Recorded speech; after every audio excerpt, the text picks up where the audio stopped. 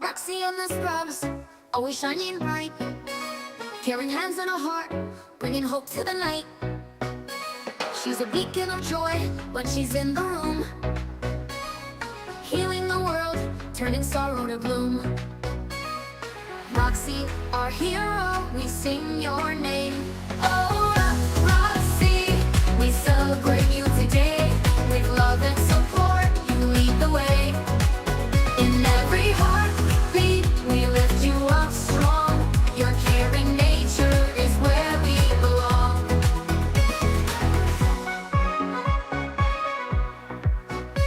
With every patient, you're lifting us higher. Your kindness ignites a passionate fire.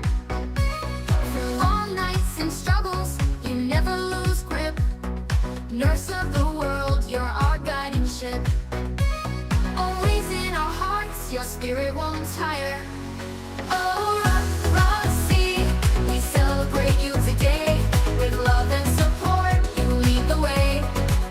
In every heartbeat, we lift you up strong. Your caring nature is where we belong. Always in our hero, we sing your name, we cheer. In every moment, you are always near. Oh, Roxy, we celebrate you today. You lead the way.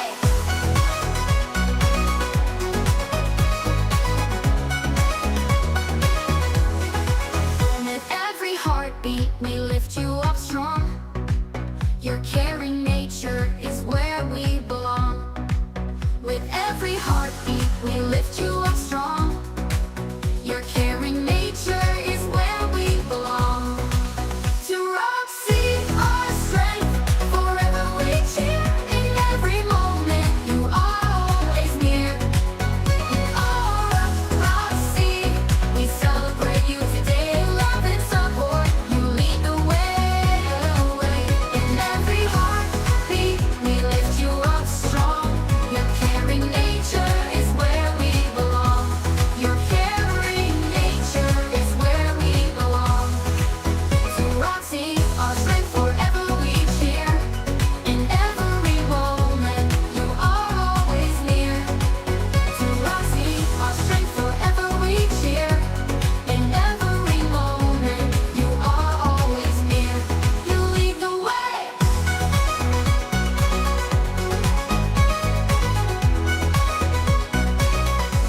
You lead the way.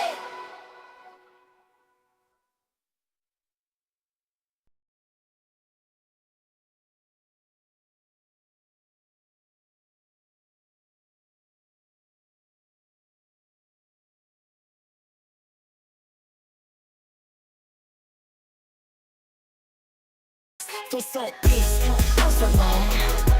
Grab them all, right in hand. It's a fact, but just a ghost. Liberty, empty boast. Big fish swim in tiny ponds. Who decides and who responds? Market games that twist and turn. Lessons were too slow to learn. Monopoly will make you see. Who will answer, who will flee? Is it bad or just misread? Empty threats or real dread? Intervention paints the scene. Regulations, new machine. Guided hands or reckless fall. In the end, who stands tall? Feelings creep and cold as stone. Mixing with the facts alone. Is this world a battlefield? Only truth can be revealed. Monopoly will make you see. Who will answer, who will flee? Is it bad or just misread? Empty threats or real dread?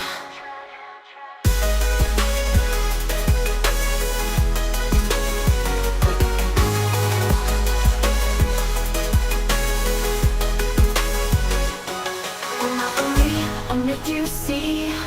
Who will answer, who will flee? Is it bad or just misread? Empty threats or real dread?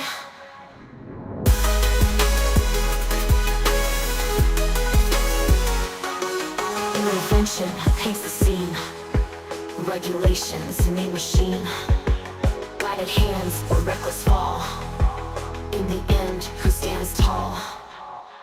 And living treat and cobblestone, mixing with the facts alone. Business world's a battlefield, only truths can be revealed. Monopoly, but let you see who will answer, who will flee. Is it bad or just misread? Empty threats or real dread?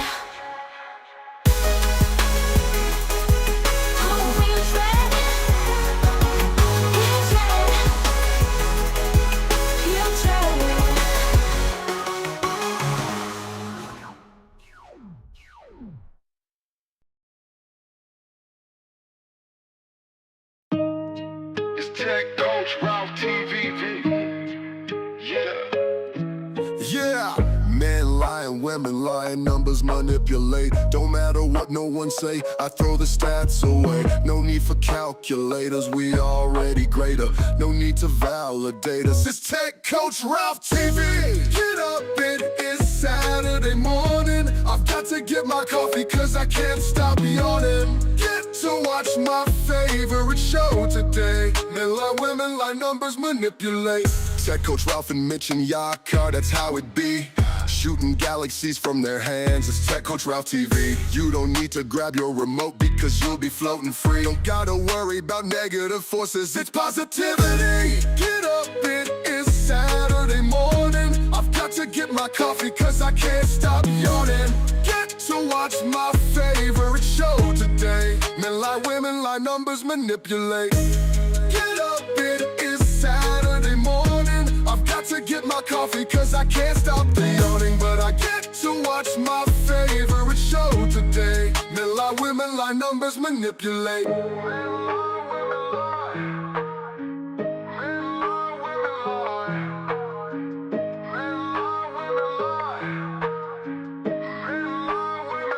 Numbers manipulate. Numbers manipulate. Numbers manipulate. Men lie, women lie. Numbers manipulate. Numbers manipulate. Numbers manipulate. Numbers manipulate. Numbers manipulate. Men lie, women lie. Numbers manipulate. Numbers manipulate.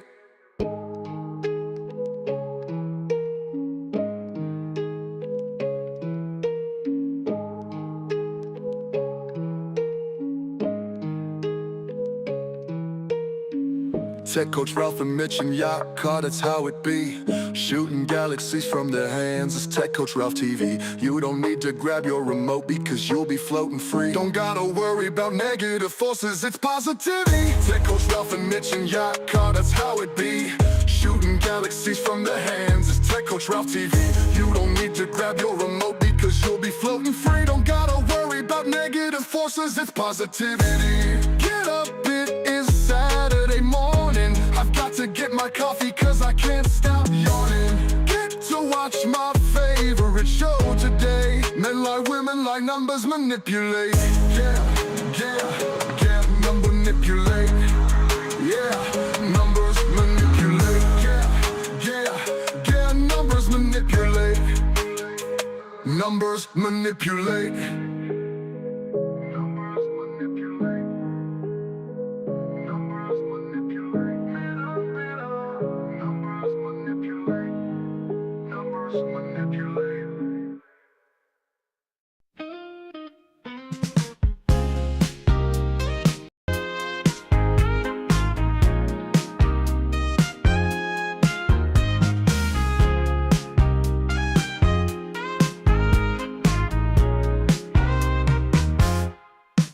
Tech Coach Ralph, tough as nails, no disguise. Pushing limits, yeah, he's that kind of guy. At first it's harsh, the rules feel like chains. But trust the process, there's sunshine in the rains. He cracks the whip, but it's all in love. Results shining bright like stars above. Tech Coach Ralph, you light the way. Through sweat and tears, you help us play. With every lesson, we find our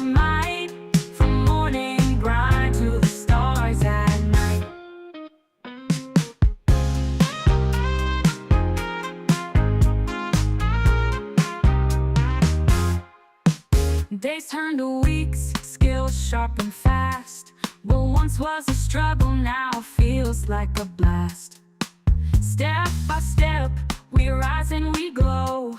With Ralph in our corner, we're ready to show.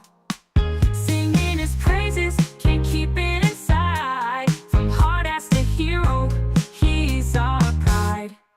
Tech Coach Ralph, you light the way. Through sweat and tears, you help us play. With every lesson, we find our might. From morning grind to the stars at night. So here's to Ralph, the coach we need in this game of growth. He plants the seed.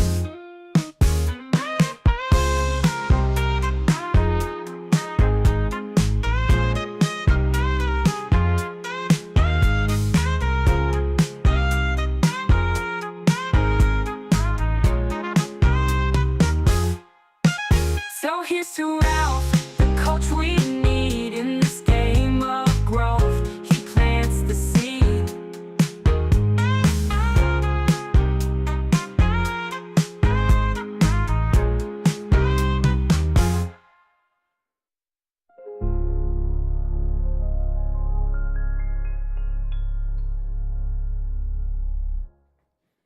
Good morning, good morning, good morning. How is everyone doing?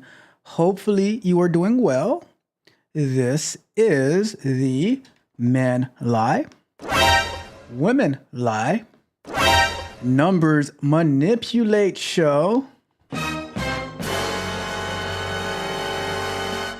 where we review the weekly economic numbers, weekly economic data to see what in the world is going on. And we're going to be talking about a video that my dear friend Yakar sent me, a few videos actually, about Visa and Mastercard being in front, or testifying in front of the Senate, and how some of the senators reacted to them, accusing them of being a monopoly. Yes, they accuse two companies in the same industry being a monopoly. So we're going to review that today as well. So we're going to get through all of our data points, and then we're going to review that. And if anybody wants to come up and talk about it, about monopolies and stuff like that, I can drop the link as well. And that's why I put this show for 2 hours, because I said we have a lot of data points, and I really want to get to this Visa and MasterCard stuff. So we're going to do all of that. All right.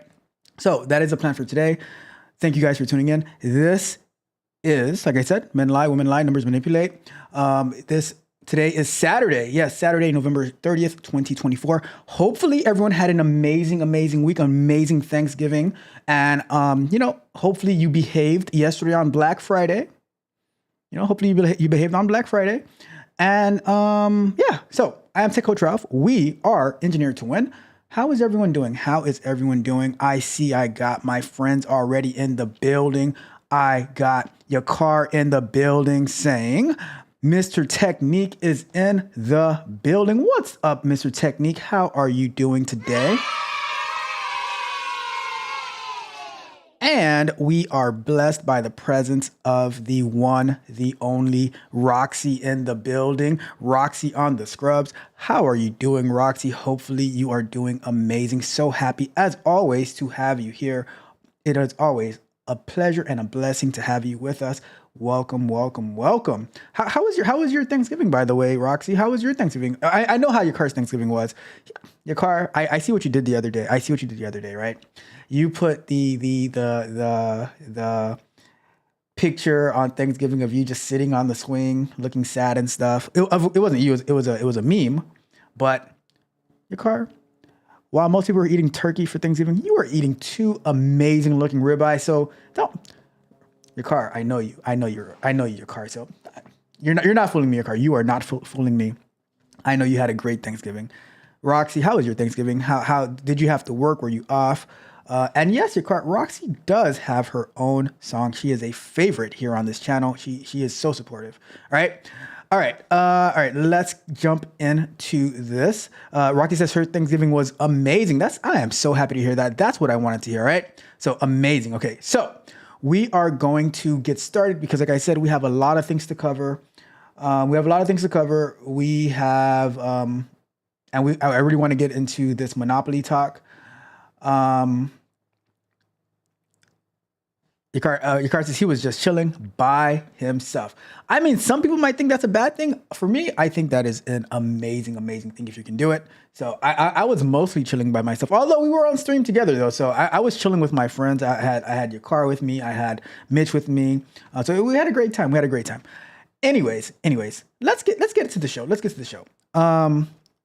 We are going to be going live tomorrow. So quick notes: we're going to be going live tomorrow, and I'll see based on how many people we get here on YouTube. I might drop a GIF. I might do a GIF giveaway as well. So we'll see. I don't know yet. I'll think about it. I'll ask for input from my friends to see what they think. But that's the plan, all right? So we are going to get started. Let's take a look at all the data points that we have to go over today. Do me a favor though, like the video, share the video, subscribe to the channel, hit the notification bell so you know every time we go live. If you're watching this on replay, leave me a comment if you have any additional thoughts, all of that good stuff, right? So let's jump into our data points we're going to be reviewing for today, okay? We're going to go here. And we have, let me see here, move that over. All right, cool. So let me click our LinkedIn. And you're going to see it. If you haven't been tuning in on Thursdays, you're going to see all the amazing stuff that we've been doing on our Urban Dictionary of Economic Data. But the numbers to watch for this week. This was released on Monday. It says inflation is expected to be center stage this week with the Federal Reserve preferred measure forecast to show an uptick in price growth. The personal consumption expenditure index likely rose at an annual rate of 2.3% in October from 2.1% in September. And inflation now cast by the Federal Reserve Bank of Cleveland shows. Excluding volatile items such as food and the gauge is forecast to have increased 2.8% last month, up 2.7%, still about half the level of its pandemic high. The Fed, which will next set rates on December 18th, lowered its benchmark target by 1/4 of the percentage point earlier this month. All right. So we're going to be looking at today the Conference Board releasing its monthly consumer confidence survey, which measures how optimistic Americans are about the economy. Then we have the Federal Open Market Committee, FOMC, will release the minutes from its last policy setting meeting. The minutes can potentially provide insight into future monetary policy. It says Wednesday, November 27th, we have our usual U.S. Department of Labor releasing the initial jobless claims for the previous week. It tells you how many people are filing for unemployment for the first time. Not sure exactly when they got laid off, but it's a good gauge, for layoffs. And we have the U.S. Census Bureau releasing the monthly report on durable goods orders, which measures manufacturing activity. It says, and then we have the Bureau of Economic Analysis released second estimate of gross domestic product for the third quarter. And lastly, we have the U.S. Department of Commerce releasing October's personal consumption expenditure index, the Fed's preferred inflation measure. The report measures changes in the price of goods and services, excluding food and energy, what we care about the most, all right? So that is all the data points that we have to cover. And then once we get through all of that, then we're also going to be getting into our monopoly talk for Visa and Mastercard, okay? Yesterday's Bug Bite, we were talking about how the federal government is trying to ruin our lives by breaking up Google. So we'll figure that out, all right? So let's get into it. So we have let's start off with the Conference Board. Okay? What is the Conference Board? We have our amazing, beautiful Urban Dictionary of Economic Data. And here's a quick thing, right? As I was getting our Docker image for the database started and the node application started, I did it through the command line, and I was like, oh, I need to pass the environment variables. And I quickly figured out, hey, I can just pass in this parameter to load up the .env file. I was like, what? I didn't know this. So you learn something new every single day. And that's why I love doing this work. I love hanging out with you guys, but I also love the opportunity of the things that I get to learn as well. All right. So with that being said, let's get started. Let's go to consumer. I just press enter. Consumer confidence survey. Is that the one that we're looking for? Let me see. Let me move this over to here. consumer confidence survey. Let's pull that one up. And look at that. We have our little accordions that we implemented on Thursday. Isn't that cool? Isn't it so much? Where is Rod Brown when you need him to see what we've done? All right. So the economic indicator says the conference board's consumer. You know what? I don't know, but we'll see. Anyways, my mind is working, right? So can I make this bigger? Let me see. Let's go. Yeah, we can make it bigger. All right. So says the conference board's consumer confidence survey is like a big poll to see how confident people feel about the economy. You know how we are about feelings over here.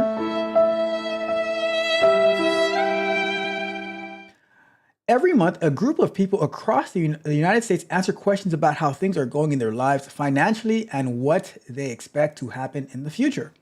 They answer questions like, do you think jobs are easy or hard to find? Are you making more or less money than before? Do you think things will get better or worse in the next few months? From their answers, we get two main scores. Present Situation Index, the PSI. This score tells us how people feel about the economy right now, right? Right now, not yesterday, not tomorrow, but right now, right? And then we have the Expectations Index. This score is based on how people feel about the future economy, right? About their future self. So these scores help businesses and governments make decisions. For example, if a lot of people say they are worried about the future, businesses might not spend as much money on new projects. The survey acts like a mood check on the economy, helping everyone understand how Americans feel about spending money, finding jobs, and saving for the future. All right, so let's close that one and let's get an example. So we have the restaurant owner and the garbage truck driver. Which one should we go with? Let's go with the garbage truck driver, right? So why should a garbage truck driver care about how customers feel about the present situation and what they think about the future state of the economy? So for a garbage truck driver, the consumer confidence survey can provide useful insights. Let's say the survey shows that people are feeling less confident about the economy and might start spending less. Here's how that information might impact the garbage truck driver. So less waste from homes and businesses. We will spend less. They might buy fewer things. Fewer purchases mean less trash to pick up from homes as people buy less food or fewer packaged goods. Even businesses might create less waste if they're cutting back on supplies. The garbage truck driver might see a slight decrease in the amount of trash on their routes or on their routes. Is it route or route? I don't know, whatever. Changing in route patterns. If some businesses start closing or adjusting hours due to lower spending, the driver's route could change. They might have fewer commercial pickups or need to adjust the route to account for new stop times or different areas needing more attention. Job stability and insight. The survey could help the driver's company plan for the future. If confidence is low, the company might decide to delay any big purchases like new trucks and focus on making the current operation efficient. This might reassure the driver that their job is stable, even if the company isn't expanding or making big investments at the moment. So knowing how confident people are about the economy can help a garbage truck driver understand changes in their workload, route, and even the company's plan for the future. So if anyone knows, your car, maybe you know this, but let's say, so I understand where you have waste management for it's for residential areas contracted through the city, but for businesses, right? And maybe like apartment complex, do they contract with like the waste management, for example, where they're paying directly to the sanitation company or the garbage company to come and pick up the garbage at their location on a scheduled date and time? Or is that also managed through the city? I really don't know for sure. I'm just curious about that. But I just thought about it right now. I'm like that, like I would expect that they probably contract one-on-one with these different companies, but I really don't know. So if you know, please let me know. But and we'll check that after. But so look at that. Isn't that cool though? Like, you see, I always get impressed by the code and by the design that like now we just implemented the other day and we're using it. So this is amazing to me. But let's jump into the results of the survey. And by the way, I was talking to your car the other day, and one thing that I added to the backlog, I have it right here in the backlog. Oops, wrong backlog. Let's go to, I have it right here in the backlog. Do I have it in the backlog? Yep. Add React modal to load the web page in the app. So in the future, I don't know, maybe next week, or maybe this coming Thursday or the Thursday after that, what I want to do is when you click on this link over here, we have a little modal open up on like over here, and it gives us this page right there, so we don't have to actually open a new tab. We stay all within the website.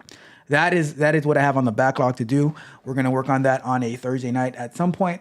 But just little enhancements as we go along, because when I'm doing this show, I want to have the most efficient experience, for myself and for you, right? So, but for now, let's go to the new tab, right? So let's see where we're at. Consumer confidence.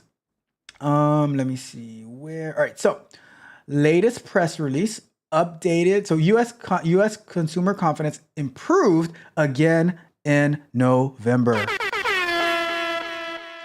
Labor market so this was Tuesday, November 26, 2024.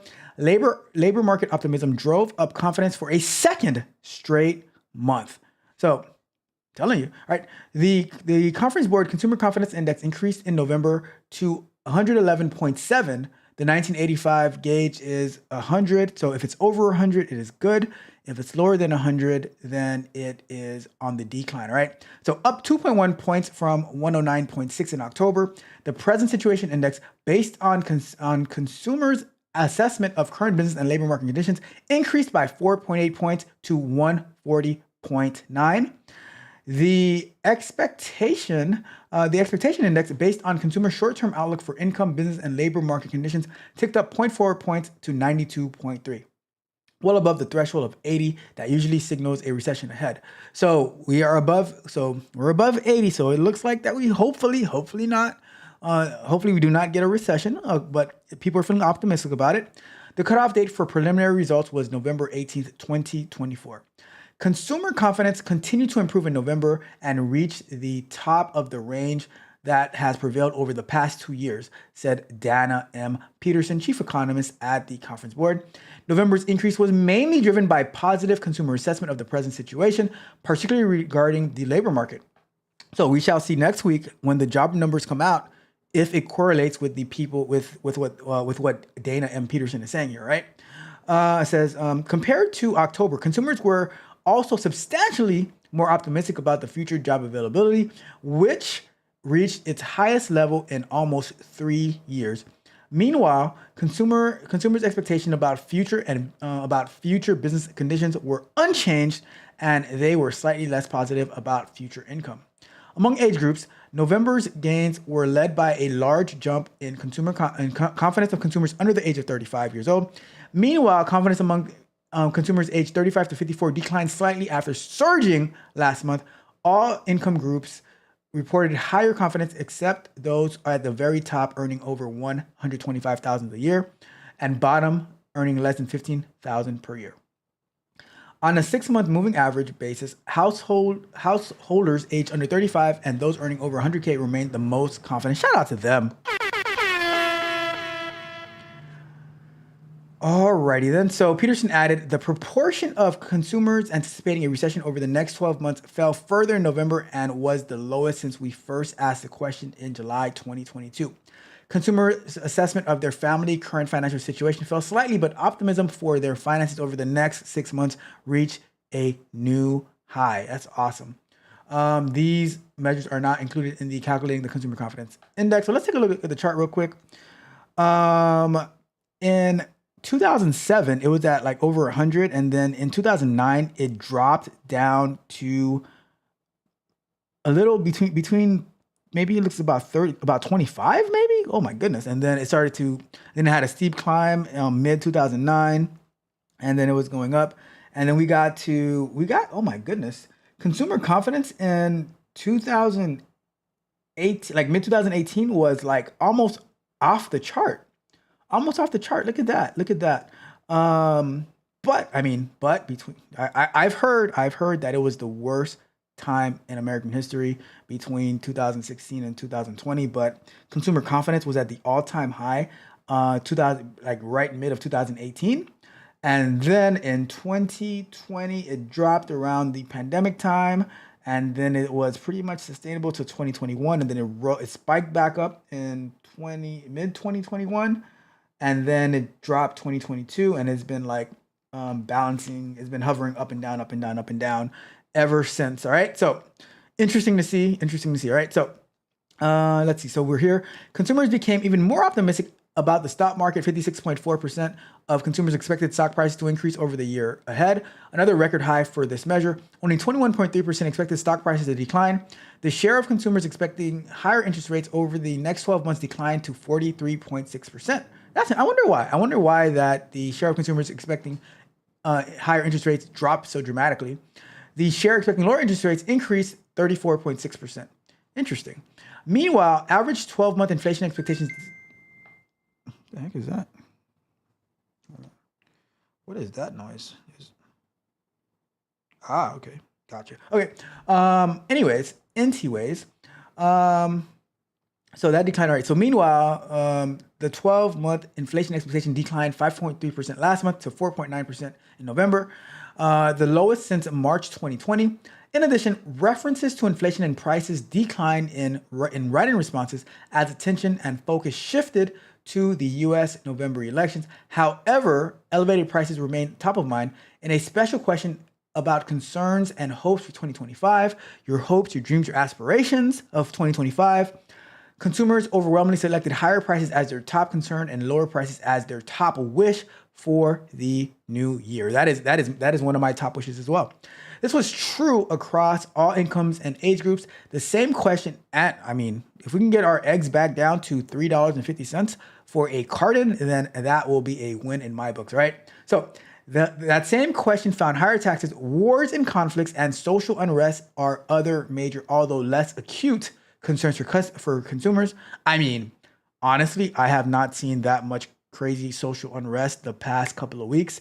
People thought it was going to be crazy out there, but it looks pretty quiet. It looks pretty celebratory, right?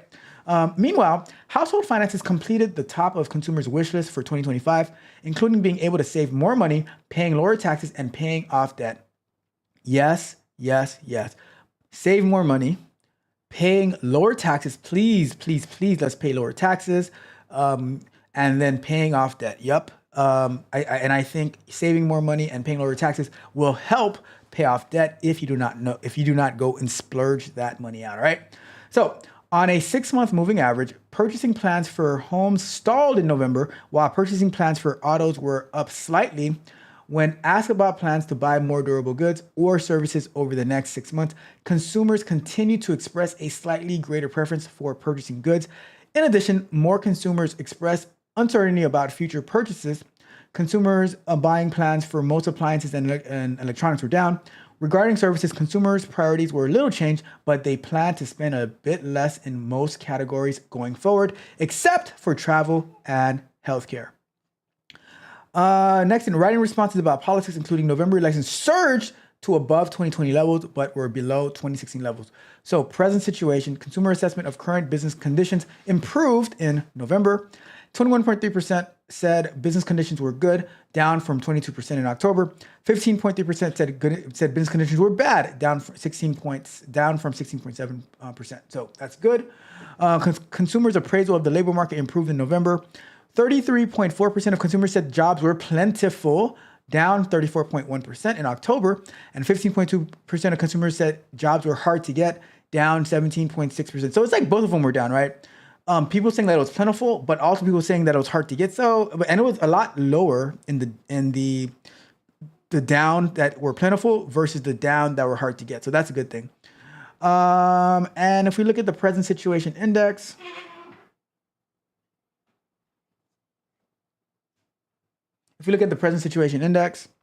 we have 2007, a big drop, and then it went up and then dropped, similar to the other one that we looked at. But then the expectations index, the expectations were higher here. Oh, it's pretty interesting. So this is pretty interesting, right? The expectations were lower in 2007, and the present situation was higher. And then in 2009, the expectations were a lot higher and the present situation was a lot lower. But then when we come around to 2015, 2016, the present situation was a lot higher, but the expectations were a lot lower. So that's interesting to see, right? That's interesting to see. And then it was kind of stable around pandemic time. And then the expectations throughout the whole 2020 to 2024 were a lot lower than the present situation. So that's pretty interesting information right there, right? Expectations 6 months hence. Customers remain optimistic about the business conditions outlook in November. 23.5% of consumers expected business conditions to improve, up 21.1% in October. 15.2% expected business conditions to worsen, up from 13%. Consumer assessment of labor market outlook continued to improve. 21.7% of consumers expected more jobs to be available, up from 18.4% in October. 17.8% anticipated fewer jobs, up from 16.2%. Consumer assessment of their income prospects were slightly down in November. 19% of consumers expected their income to increase, down from 19.5% in October, and 11.8% expect their incomes to decrease, unchanged from October. Right? I think that's lastly we have assessment of family finances and risk and recession risk. Consumer assessment of their family conditions were slightly less positive, so families believe they're doing worse. Consumers were more optimistic about their family's expected financial situation in November, so as expected. Perceived likelihood of a U.S. recession over the next 12 months fell to a new low in November. Yeah, pretty low over there. And that is it. That is it. So let me know your thoughts on the Conference Board and their consumer confidence survey. Do you think that it's in line with what you're seeing, or do you think that their study is flawed? Let's go back to full screen. All right, let's see what we got going on. I don't really like this full screen view, to be honest with you. Let me see something. I don't like this full screen view. Anyways, I'm gonna switch it. I really don't like this full screen view. Sorry to say. It really bothers me. I'm gonna switch my full screen view. Give me a second. Give me just a split second. Let's go here. We're gonna go back to this full screen view. That is way more. I don't know. I just like this one way more better, right? I like this one better. Anyways, let's continue. Let me update my switcher too, so that when I press it, it goes to the right one. We're gonna go to that. All right, we got it. I feel way better now. I can actually see myself, right? It's not just like that's just me. That is just me. Anyways, let's continue on with the show. Let me go and check the chat. Let me check the chat to see what we got going on. Let me see. Let's go to. Let me try. I have a chat view I want to try out as well. Let me see if I can try out my chat view real quick. Where is it? Let's go to.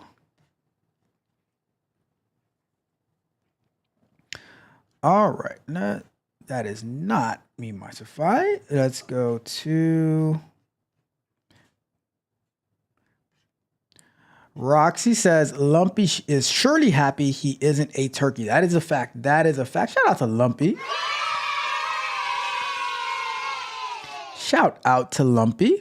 Let's see. Let me move this as well. These things really bother me, you know. Let me see. Let's move that over. Ooh, that's not what I want to do.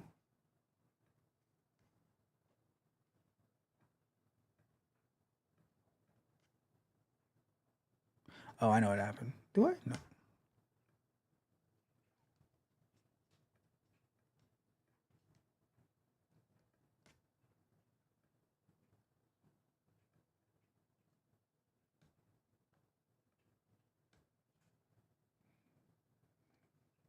Pardon me as I deal with my OCD. All right, there we go. Let me see. What else do we got? Your car says, "Where is Mitch?" That's a great question. I don't know your car. I don't know. Let's go to. Car says typical. I'm not sure what he's referring to as typical, but he says, I don't like it. You need to back the camera up. And your car says it's because you can see more background. At first you look like the Wizard of Oz. I look like the Wizard of Oz. Possibly, you might be right about that. All right.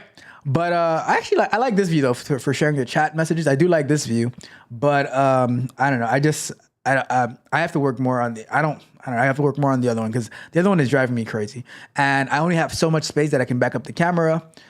So it is what it is. It is what it is. All right. So let's continue on because we do have to get to our.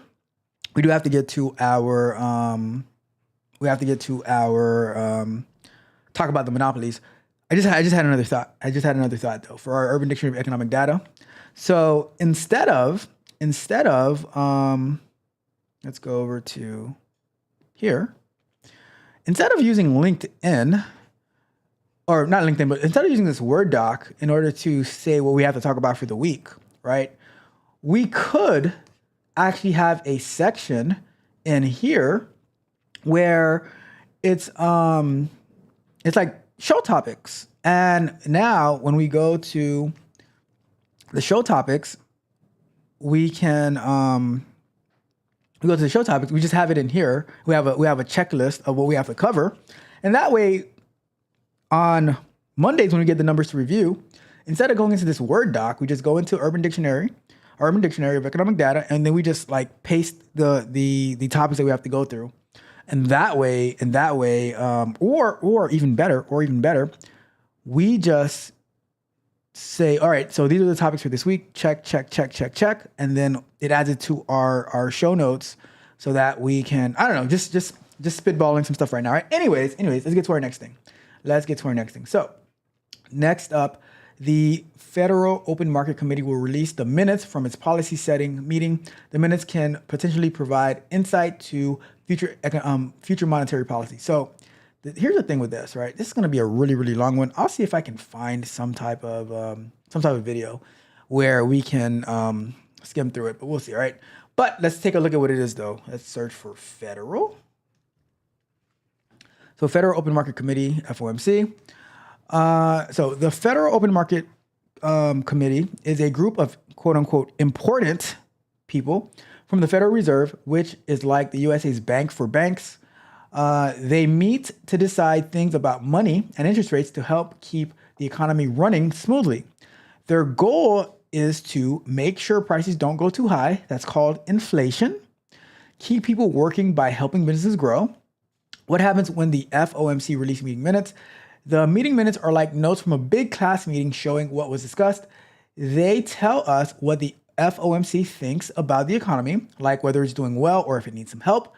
If interest rates might go up or down in the future, this affects things like car loans, mortgages, and credit card payments, and plans for inflation control. They share if they're worried about prices going up too fast. What should we expect? If the note suggests the economy is going down, they might lower interest rates. This makes borrowing money cheaper so people and businesses spend more. If the notes suggest the economy is too hot, with prices rising fast, they might raise interest rates. This makes borrowing harder, which slows things down to prevent inflation. When the minutes are released, investors and business pay close attention to figure out what might happen to the economy and plan ahead. And just real quick. We got my guy in the building, The Wealth Building Journey. What's up, The Wealth Building Journey? How are you doing? So happy to have you here. It is always a pleasure and a blessing when you stop by. I know you are a very, very busy person, all right? So let's jump into one of our examples. Let's take since we have Roxy in the building today, let's do a healthcare example, right? So how does the FOMC affect the healthcare industry? So if the FOMC says the economy is slowing down, the FOMC might signal that they plan to lower interest rates to encourage more spending and borrowing. The impacts on the healthcare industry. Hospitals and clinics, they might find it easier to borrow money at a lower interest rate to expand or buy new equipment like MRI machines or robotic surgery tools. I think those robotic surgery tools are really, really cool. And then patients may spend more on elective procedures with cheaper loans and lower credit card interest. People might schedule non-urgent surgeries like cosmetic procedures, some stuff that might contain 3 letters. I'm just saying, or invest in better healthcare services. Healthcare technology companies, businesses that develop medical devices or software could also expand by taking loans to grow their operations. So another way, if the FOMC says that inflation is too high, right? The FOMC might suggest that they raise interest rates to slow down spending and control rising prices. Impacts on the healthcare industry. Hospitals and clinics. With higher loan costs, hospitals might delay upgrading equipment or expanding facilities. Patients may skip non-essential care. No, you know what? Some people might postpone elective surgeries or expensive treatments because borrowing is now more important or more expensive, and their monthly credit card payments have gone up. Healthcare providers struggle if patients reduce spending. Clinics and hospitals can see lower revenue for optional services, leading them to tighten budgets or delay hiring staff. So, why is it important? If the FOMC hints at a lower interest rate, healthcare providers might invest in new technology and patients might feel more comfortable spending on optional treatments. If the FOMC hints at higher rates, hospitals and clinics may cut back on spending and patients may reduce their healthcare expenses. And this is an example how the FOMC signals about the economy can ripple through the healthcare industry, affecting hospital operations, patient behavior, and investments. However, there is always Afterpay, Klarna, etc., to help pay for these elective services if they're really, really needed. All right, I'm just saying you might need it. You might need it. All right. Anyways, we got my guy Mitch in the building. What's up, Mitch? So happy, as always, to have you in the building. All right, now let's jump over to this report, and it's gonna. All right, let's see. If they don't have it, so I'm just gonna go and find a video on it to see if we can do that. All right, because I don't feel like going through pages and pages of stuff. What? All right, so we are here. Let's go to the state. So that was a press release. Let me see, minutes. Let's see. One thing I'm thinking about adding to the dictionary is an AI summarizer, because like this thing is way too long for us to actually read through everything, and we really don't care about everything that's in there. So if I could add an AI summarizer to give us the key points. But let me see if I can find a video real quick about it. Let me see if we can do. Let's go to FOMC minutes. Let's see. Anything quick. 2 days ago. Then we got a good one right here. Let's use CNBC. Let's use CNBC. All right, let me copy that. Oh, come on. Let me take that. 'Cause I'm not trying to spend the whole day talking about talking about them. All right, let me go to here, and we're gonna go to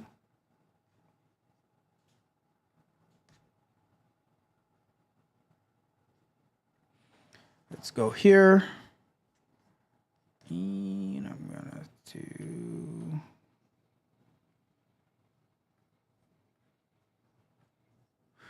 that's an old video. Let's use this one. All right, and lastly, add that. Oh, you don't want to do that. All right. Let's watch this and see what they have to say about the FOMC minutes. Let's get right to Steve Leisman now for the minutes from the latest Federal Reserve meeting. Steve. Tyler, thanks. The minutes of the November meeting say that if the economy performs as expected, as in inflation continues to come down, the labor market remains around full employment, it will be appropriate to gradually move the rate towards neutral. Notice that word gradually appears a couple times in the minutes. All participants agreed at the meeting to lower the rate in November. Almost all saw the risks on both sides of the mandate between full employment and stable prices to be pretty much balanced. Some saw less downside risk to the economy and the labor market. Some suggested that the Fed could pause if inflation remained elevated. Some said easing could be accelerated if the economy and the labor market weakened more than anticipated. There was uncertainty over the neutral rate, complicating the level, determining how restrictive the Fed is, and underscoring the need for the Fed to move gradually because of that uncertainty over the level of restrictiveness and the neutral rate. The committee did see progress on inflation, but noted it remained elevated. They expect housing inflation to come down in the coming months. A couple were concerned that inflation, however, could take longer to get to the 2% target. Several factors were seen putting downward pressure on inflation, including declining pricing power at businesses, the still restrictive monetary policy from the Federal Reserve, along with anchored inflation expectations. Some did not see wages any longer as a potential source of inflation, especially due to productivity gains. The economy was seen expanding at a solid pace, and the financial system had risks, including unrealized losses on bank assets and commercial real estate. Notice, guys, no talk of tariffs. The only mention of the word fiscal was in regard to China, and there was no talk on the election except for one note from the staff about volatility in markets around the election. But the Fed, those may have been issues that were on the minds of Fed officials, but does not appear they showed up in the meeting.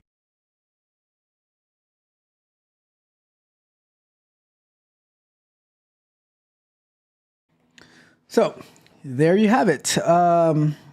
Nothing substantial that came out of it from what I heard from that report.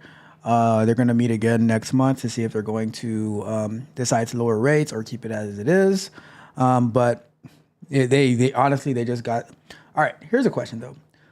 Is this Fed meeting where they go and they get together in whatever state and they have a great old time talking and stuff like that, is this taxpayer funded? Is the FOMC, you know what? I'm going to search that right now. We're going to find out together, right? I should implement a search engine on side of the Urban Dictionary of Economic Data. But anyways, or just implement some AI on there. Let's go over to, that's where we're going to implement some AI on there, but we're going to go over to here. I just want to know. I got to know. I have to know this, right? Is the FOMC taxpayer funded? See, from now on, I'm going to check. Everything is a taxpayer funded, right? Because I just got to know. It says that, no, the Federal Open Market Committee is not taxpayer. Okay, in that case, carry on. Carry on. Do whatever you want to do. If you're not taxpayer funded, I don't care, right? You go ahead and you do you, all right? I don't mind. It says the Federal Reserve System is a self-funded and does not receive congressional appropriations. The Federal Reserve's primary source of funding is interest earned on securities it acquires through open market operations. The Federal Reserve is an independent government agency that is accountable to Congress and the public. The Federal Reserve financial accounts are audited annually by a public accounting firm and General Accounting Office. The Federal Reserve's main responsibilities include conducting monetary policy, regulating and supervising banks, maintaining financial stability, providing banking services, yada, yada, yada. All I care about is the first part, is that it is not taxpayer funded, so I am okay.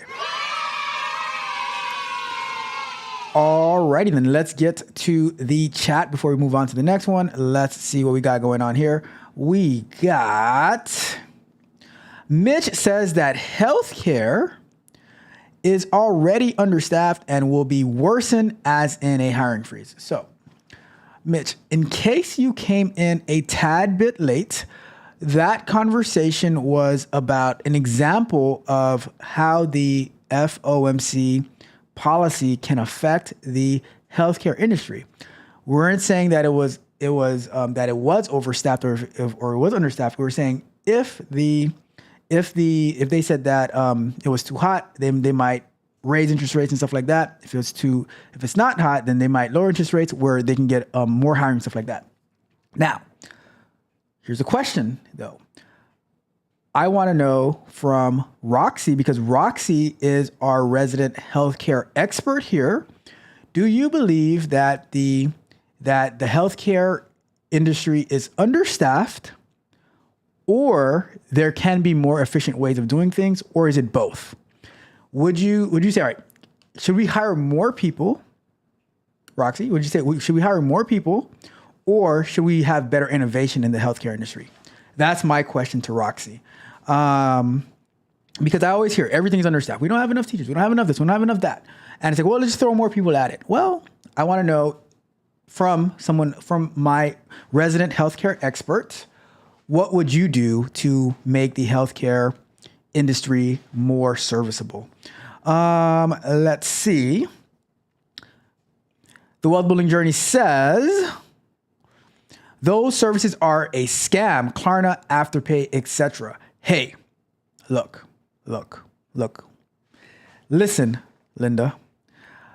I need to get my 85-inch TV, but I also have to pay rent tomorrow, right? But Best Buy has it on a Cyber Monday sale, all right? And the regular price is $2,000, and they're giving it to me for $1,500. I have to pay rent though, because tomorrow is December 1st. Okay. So I am going to Afterpay it and Klarna. I'm going to use both because they only give me $750 on each. Right. So I'm going to use both to pay it. And they tell me that if I pay it off in 3 months, that I will not have to pay any interest on it. Right.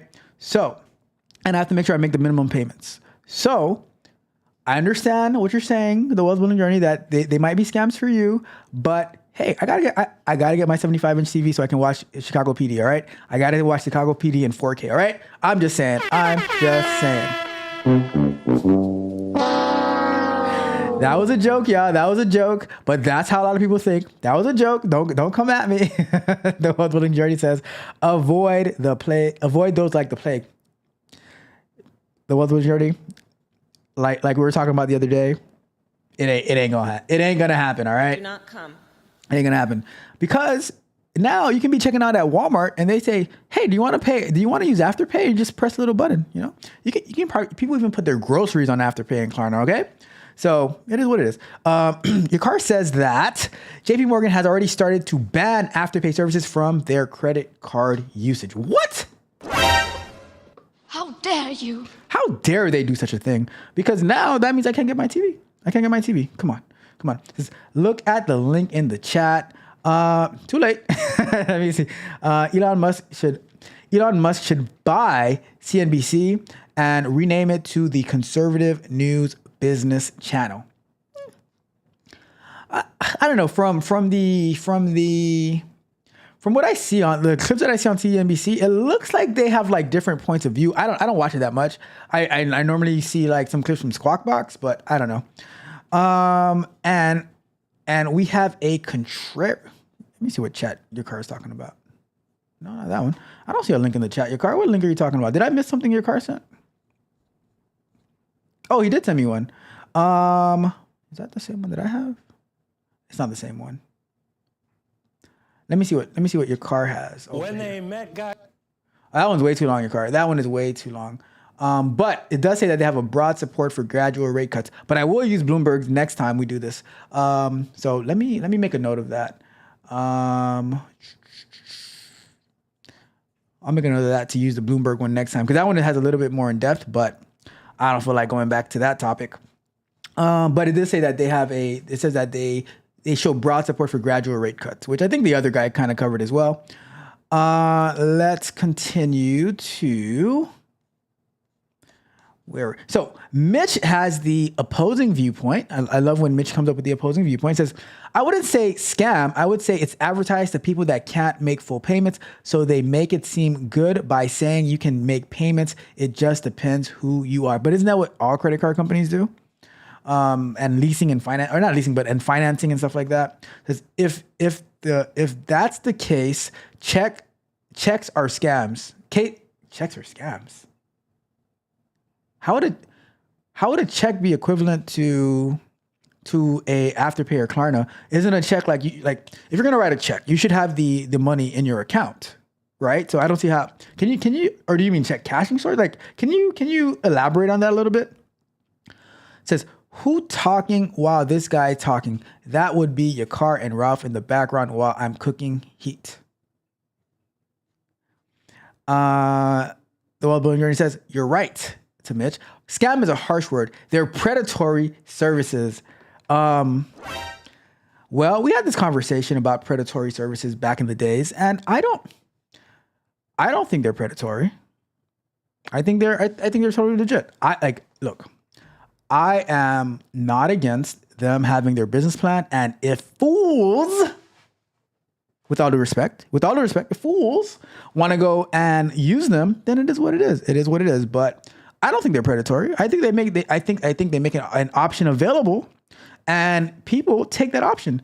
Nobody is holding a gun to your head saying, "Hey, you have to use Klarna and Afterpay." I don't think they're predatory. I don't. Scam? I'll be more leaning on the side of scam than on predatory, right? Because, hey, you chose to fill out the application and you chose to use it, all right? So it says, your car says he has to look down and read like Kamala. Bloomberg is a much better source info than CNBC. All right, next time we'll use Bloomberg. Let's see. I'm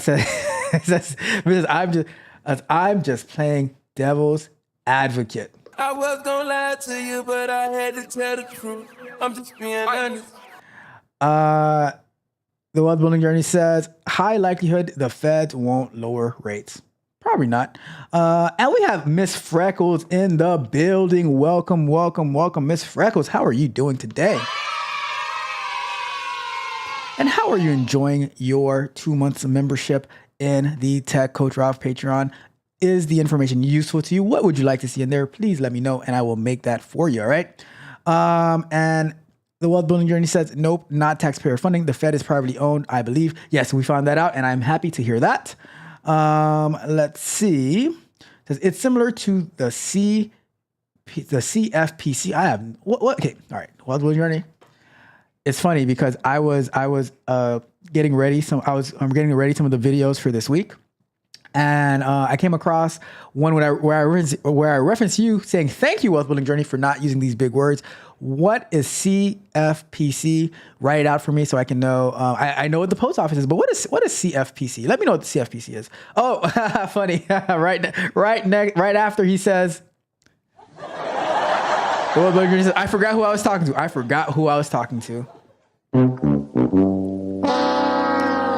And he said he helps a brother out saying Consumer Financial Protection Bureau. Thank you, Wealth Building Journey. Thank you so much. Sometimes you got to just scroll one more down. It says, I'm stating my side weirdo to healthcare. And I'm stating my side weirdo to healthcare. Mitch, are you if the answer is yes, just say yes. Are you in healthcare, Mitch? If the answer is yes, then I'll believe you. Last time I checked, you were a data analyst, fintech type stuff, or FinOps. I don't know, whatever. But I don't know I just said that I want my resident expert of Roxy, So, and Mitch says, Roxy, please enlighten this fool. Who are you calling a fool? How dare you? Let's see. It says, Mitch says both of them. And Mitch is saying, nurses, clinicians should not be ordering their own products, items. It takes a lot of time away from them for caring for patients. That's just one side. All right. My resident expert has pitched in and says it's a combination. Staff can always find ways to utilize their time wisely and instead of being wasteful with limited staffing resources. Okay, see, that's a fair intake. That's fair, right? So it's a combination. All right, it's fair. So well, Mitch, maybe you should have started off with the combination and not just oh, it's understaffed. I'm like, all right, me personally, right? Before the very first thing that I do before I go say, all right, I need more people. What can I do to be more efficient? What software can I use? What systems can I put in place? And then once all those things are exhausted, then okay, now I need to bring more people into those systems. Does it work the same way for the healthcare? I don't know. I'm not in healthcare. I can't say, right? I can't say. But I always look for what can we do first before just saying we're just going to throw people at it. I say, okay, what can I put in place? And then once all of that is done, then I start to bring in more people to take care of that. So that's why I asked Roxy my question. Okay. This guy is slow. It says a lot of desperate people believe that Klarna Afterpay are the only way they can buy stuff they don't need. Well, Doing Journey, my question to you, which I asked Mitch a few months ago, whose fault is that? Bruh. Just because you believe something doesn't make it true or right, you know? CFPB, either way, I was gonna, he could have said the ABC 1, 2, 3. I wouldn't know what he was talking about until he kindly said the Consumer Financial Protection Bureau. So thank you. Says that, like I said, I wouldn't have known anyway. I would have, that didn't mean nothing to me. That ain't mean nothing to me. I honestly, the World's Journey, I didn't even notice you changed it to me. I didn't even notice. I was like, what? I was like, oh, he helped me out. Got my guy Rod Brown in the building. What's up, Rod Brown? Says, good morning, everyone. Hope you all had a great Thanksgiving. I had a pretty good Thanksgiving because I didn't do much. We streamed and we had some fun. We worked on, we added some more features to our dictionary app. It was a great time.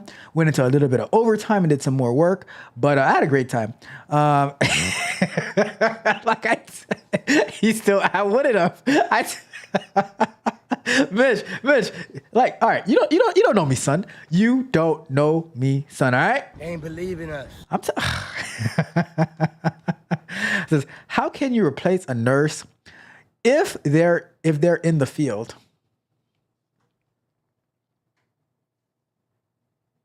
All right.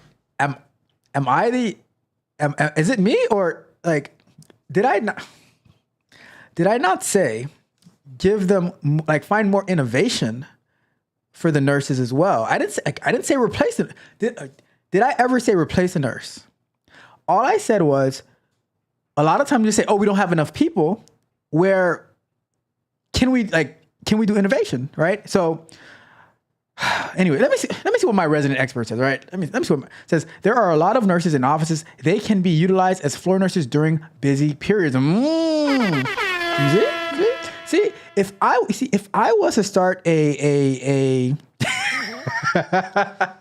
Hey, Mitch, before you go, I have a question for you, Mitch. I have a question for you before you go, Mitch. But see, if I was starting off a hospital or a clinic or something like that, I would put Roxy as my chief nursing officer, and I would put Mitch as my chief data officer, right?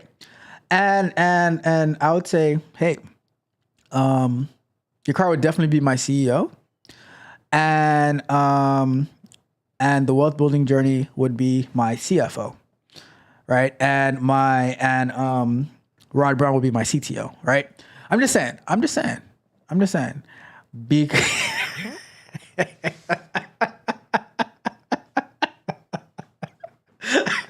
You're not even gonna give me a chance? You won't even give me a chance, Mitch? Come on, Mitch, come on. Mitch is quick with it today. But I mean, like, cause all I'm saying is that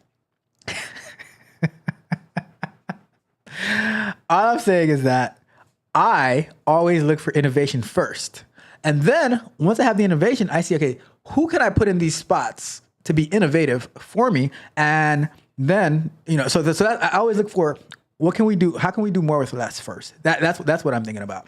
And then that all-star team that I have, then they're going to get the bag. Money. I'd rather pay a few people a lot of money than pay a whole bunch of people who don't do as much a little bit of money. That's just me. That's how I see it. All right. But Mitch asked, are they utilized though nationwide? It says not as much as they could be and should be. This is an awesome conversation. This is an awesome conversation. It says, I speak facts. All right. Before we go to our next topic, Mitch, I have a question for you, Mitch. Do you prefer pumpkin pie or sweet potato pie? We want to know. We got to know, Mitch. Pumpkin pie or sweet potato pie? That we got to know, right? We got to know. So, as we wait for Mitch's answer, we're going to jump into our next topic of conversation. We are going to look at the U.S. Department releasing the initial jobless claims. I'm going to run through this one really, really quickly because we look at this every week. I don't think there's going to be much change between this week and last week. The Wealth Journey, I appreciate your response, but this question is mainly, not solely, but mainly for Mitch. This is mainly for Mitch. I gotta know what Mitch's preference is. All right, let's jump into this one. Okay, so we're gonna go over here and we're gonna search for let's search for jobs, and we have the weekly jobless claims. So I gotta update this definition. Did we update this already? All right, so. What is the weekly jobless claims? So the Department of Labor's initial jobless claims report shows the number of people who have recently lost their jobs and applied for unemployment benefits for the first time. It's released every Thursday and gives a snapshot of how the job market is doing in the United States. Although it was released this Wednesday because Thursday was Thanksgiving, so they released it a day earlier. It says, here's a simple breakdown. Initial jobless claims. Initial means these are people applying for unemployment benefits for the first time in a recent week. It doesn't include people who are already receiving benefits from earlier weeks. Why is this important? It's the number of claims. If the number of claims is high, it usually means people are losing jobs, which could be a sign that the economy is struggling or slowing down. If the number is slow, it means people are losing jobs, which is often it says if the number is low, it means fewer people are losing jobs, which often points to a healthier job market. How is it used? The report helps businesses, governments, and even regular people understand if the job market is getting better or worse. For example, if jobless claims suddenly spike, it could mean companies are laying off more workers, and that might be a warning of a possible recession. If claims are dropping, it may suggest that companies are hiring or keeping employees, which is a good sign for the economy. It could also mean people are just stop looking as well, right? In short, the initial jobless claims report is a quick weekly update that tells us how stable the job market is and gives us hints about what might happen in the economy. Let me check something real quick. I was gonna do something the other day. Let me see. Where did I write this down the other day? Before we jump forward. Let me see. Where are my notes? I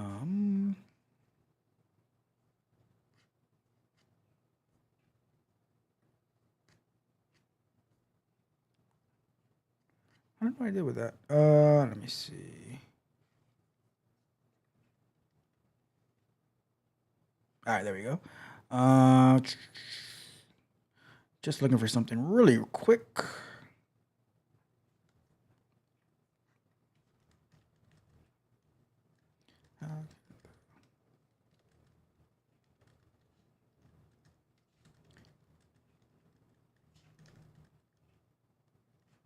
All right, let's see.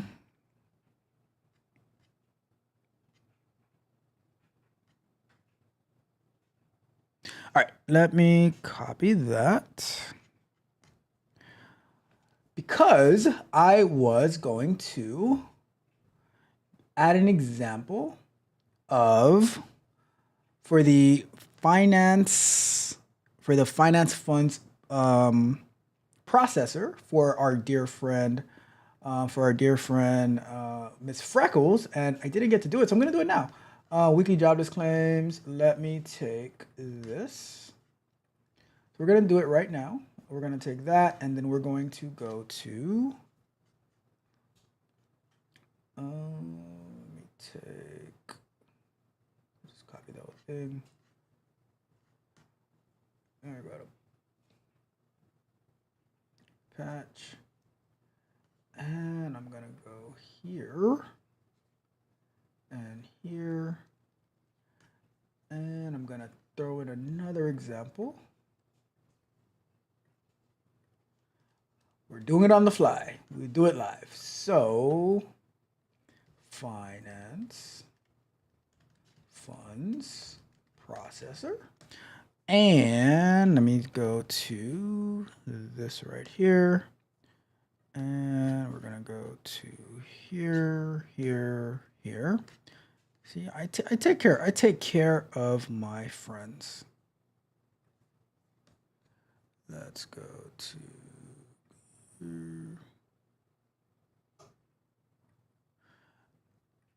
I will clean that part up after. All right, so I'm going to drop this in here. And we're going to send that patch. Boom. So now, if we go back over to here, say, can a refresh work on this? Let's go to, let's see if that's going to work. Let's see if that is going to work.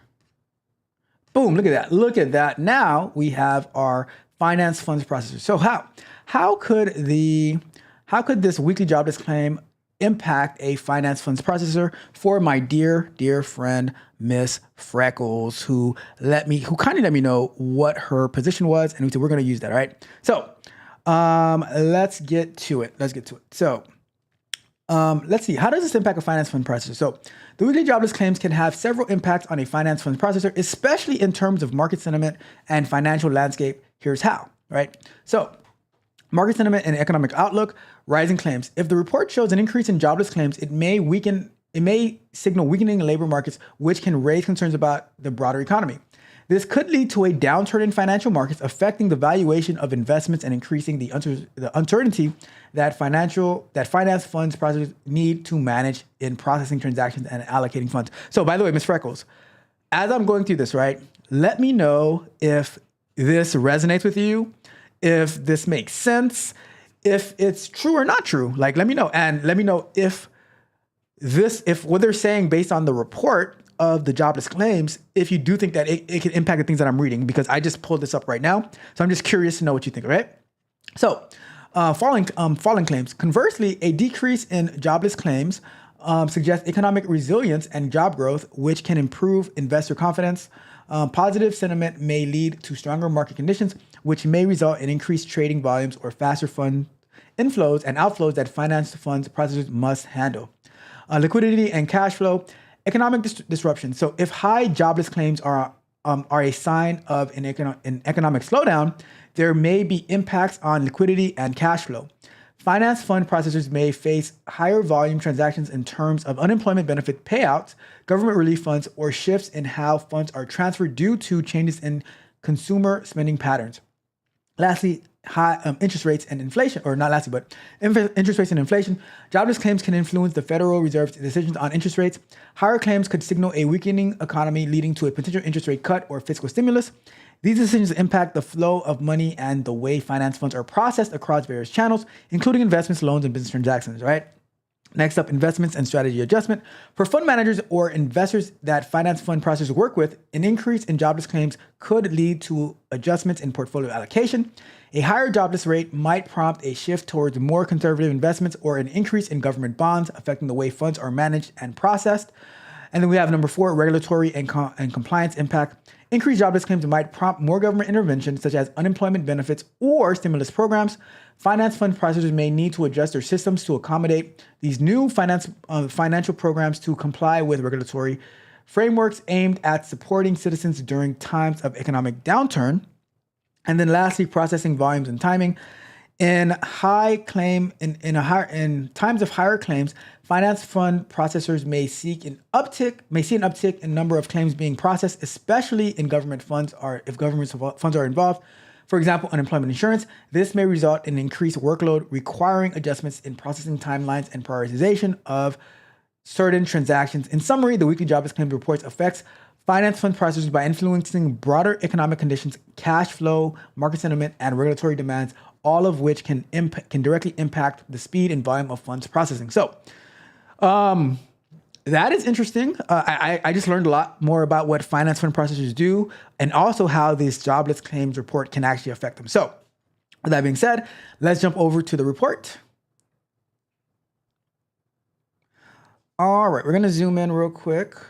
All right, so we're going to go through this really quick because I don't want to spend forever on this, but the week ending of November 23rd, advanced figures for seasonally adjusted initial claims was 213,000, a decrease of 2,000 from the previous week's revised levels.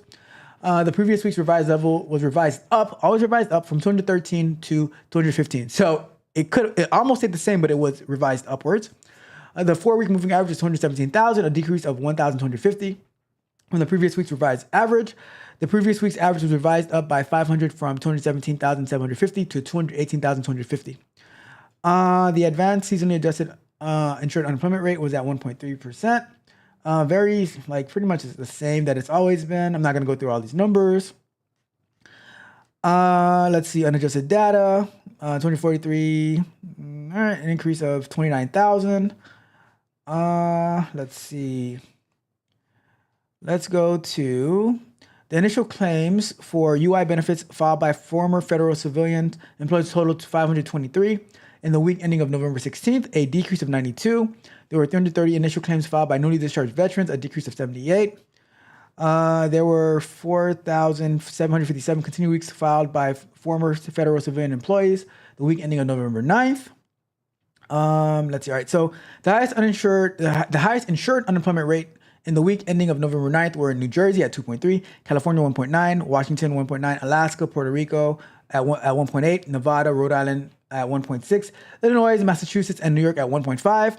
And the largest increases in initial claims for the week ending November 16th were in Utah, 538, Minnesota, 381, Missouri, 552. Shout out to Missouri and Miss Freckles out there. Idaho at 200, Louisiana at 199. And while the largest decrease were in California at negative 5,000. Good Lord, that's a big number. Georgia, negative 1,952. New Jersey, negative 1,423. Hey, look at that. New Jersey made the decrease list for the first time that I've seen. Texas at negative 1,160 and Ohio at negative 1,125. Alrighty then. So we are going to check the chat real quick to see what they have been saying. Let's see. So let's see. All right, so the wealth building journey. Let me go to my chat view. The wealth building journey says that he prefers sweet potato pie, and that pumpkin pie needs sliced apples. Pumpkin apple pie. I have absolutely never ever heard of that before. But okay, I mean, if that's what you like, okay. I knew Mitch was going to jump on that opportunity. Says, now you're sick. Apples being disgusting. That's a stretch. That is a stretch. Apples on sweet potato pie. On pumpkin pie. That, I don't know. I never heard of that one before. It says, apples are nature's candy. Says, I didn't know the court was shorter than you. That's crazy.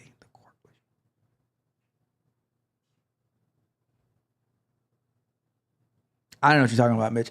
I don't know what you're talking about, Mitch. Help me out. What are you talking about? It says, if somebody eats an apple by me, they catching these hands. What hands, Mitch? What hands, Mitch? Are you talking about, Mitch? Are you talking about these hands right here? Are you talking about these hands? And are you talking about catching these hands of love? Is that what you're talking about, Mitch? Is that what you're talking about? Yo, my boy Mitch, we don't always see eye to eye, but in the ring of life, he's my ride or die. Throwing shade with his threats, catch his hands and shouts. But trust me, it's love he's packing, not just about. We banter like kings, no one's backing down. Throwing punches, but it's all from the heart. In this crazy world, we're always a team. Best friends forever, with a shared dream. Mitch and me, man, we're living the theme. We chop up the data, make those numbers dance.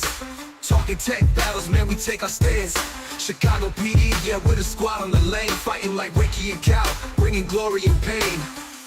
But win or lose, we're never apart. Throwing punches, but it's all from the heart. In this crazy world, we're always a team. Best friends forever, with the shared dream. Mitch and me, man, we're living the theme. So here's to us, a bond that won't fade. In the ring of the streets, we've got it made.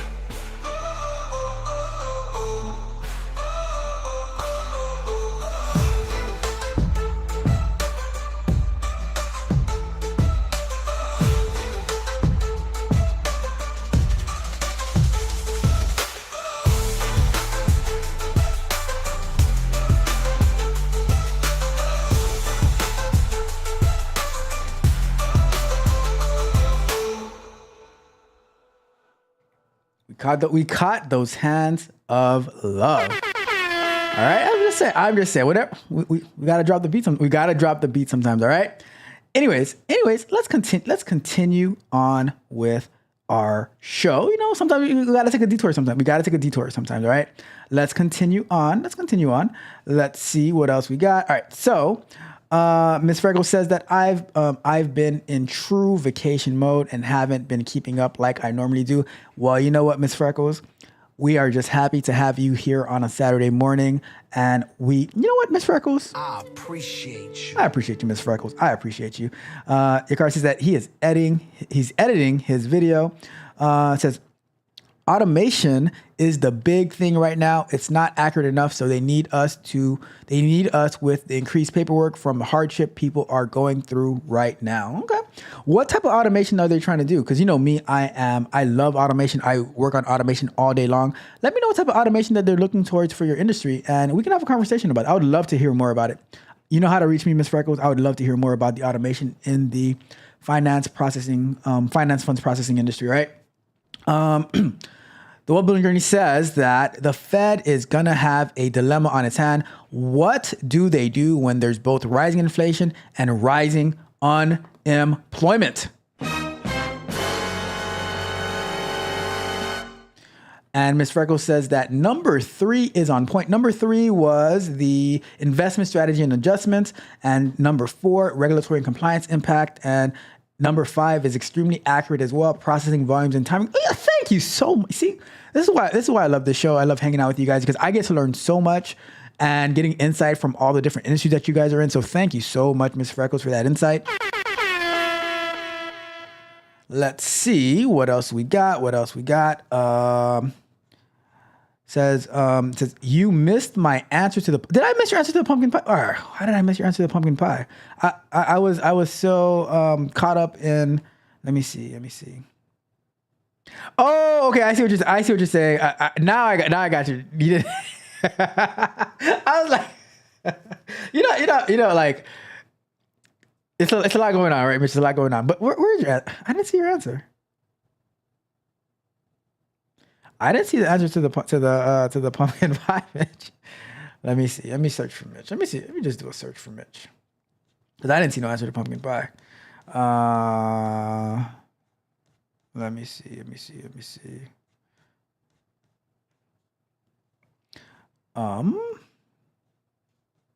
I see. You said, Mitch. I don't see no answer about pumpkin pie. So you might want to put that in over again. All right, because I did not see that. All right. Let's continue on with the show. Says girl.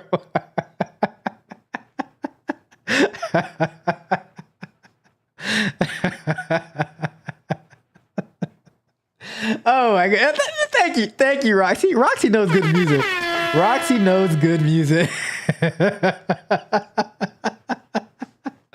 Oh my God. It says, to be honest, Ralph's favorite tariff may cause problems. Says, no, the one before that. Mitch, I really didn't see it. I did not. All I saw was the one where you talking about the court. Yeah, I don't have it, Mitch. I don't have it. So just answer it again, Mitch. I don't have it. But it says says no. It says I said I would throw it out, and I know I know where you're going, Crow. Anyways, let's move on. Time is running. We still have to get to our discussion. All right, so let's continue. We have the Census Bureau releasing its monthly report on durable goods and measures manufacturing activity. Let's see if we can get through that one quickly. Let's go to durable. All right. And so what is the U.S. Census Bureau report on durable goods? So the U.S. Census Bureau is a government group that collects information about things happening in the country. One of the reports they make is about durable goods. So what are durable goods? These are big, expensive things that people or businesses buy and expect to last a long time. For example, cars, refrigerators, airplanes, furnitures, and those robot vacuums. I just got me a robot vacuum, the one that vacuums and mops and all that good stuff. So it should be coming today. Going to be setting that up as soon as it gets here, because innovation, so that I can free people up to do other work for me. Right. So I invest in my people so that they can put stuff aside that I can get robots to do, and then they can work for me. All right. So what are durable goods? So those things, when people or companies order more of these things, it usually means they feel confident about the future because they're spending money on items that will last years. What does this report tell us? So if orders are increasing, it means the business and people are spending more, which is usually a good sign that the economy is doing well. If orders are decreasing, it could mean people and companies are being careful with their money, which can suggest the economy is slowing down. Why is this important? This report helps business owners and government leaders understand how healthy the economy is. If orders are up, companies might hire more workers to build these products. If orders are down, they might slow down hiring. So how does this affect an Uber driver, right? So more orders, more people are commuting and traveling. If the report shows that companies are ordering more airplanes, cars, and equipment, it could mean businesses are growing. With more growth, people might need to travel for work, which means more passengers for Uber drivers. For example, airports get busier, and so Uber drivers might get more rides to and from the airport. Office buildings reopen or expand, and more people start commuting again, increase demand for rides. For fewer orders, fewer rides equals and less deliveries. If orders drop, it can be a sign that businesses and people are being more cautious with spending. This could lead to fewer deliveries, to fewer people going out for work, events, or vacations, which means less demand for rides and deliveries. So why does it matter? For an Uber driver, knowing how the economy is doing through this report helps them plan their work schedule. If durable goods orders are up, it might be a good time to drive more because businesses and people are likely to be more active. If orders drop, drivers might need to shift focus to food delivery or look for busy times like weekends to make up for slower days. This report gives drivers a sneak peek into whether people will be out and about or staying home. So that's pretty important. Let's jump to our report. What I think I'm going to do as well, I'm going to put the link on top, but I'm also going to put the link on the bottom. So after we get to the bottom, we can just click on the link as well. So you have it in two spots, either at the top if you already know all this stuff, or at the bottom if you have to read through your examples, right? So just a thought. Let me add that to the backlog right now. Let's do add link to report at the bottom of the definition.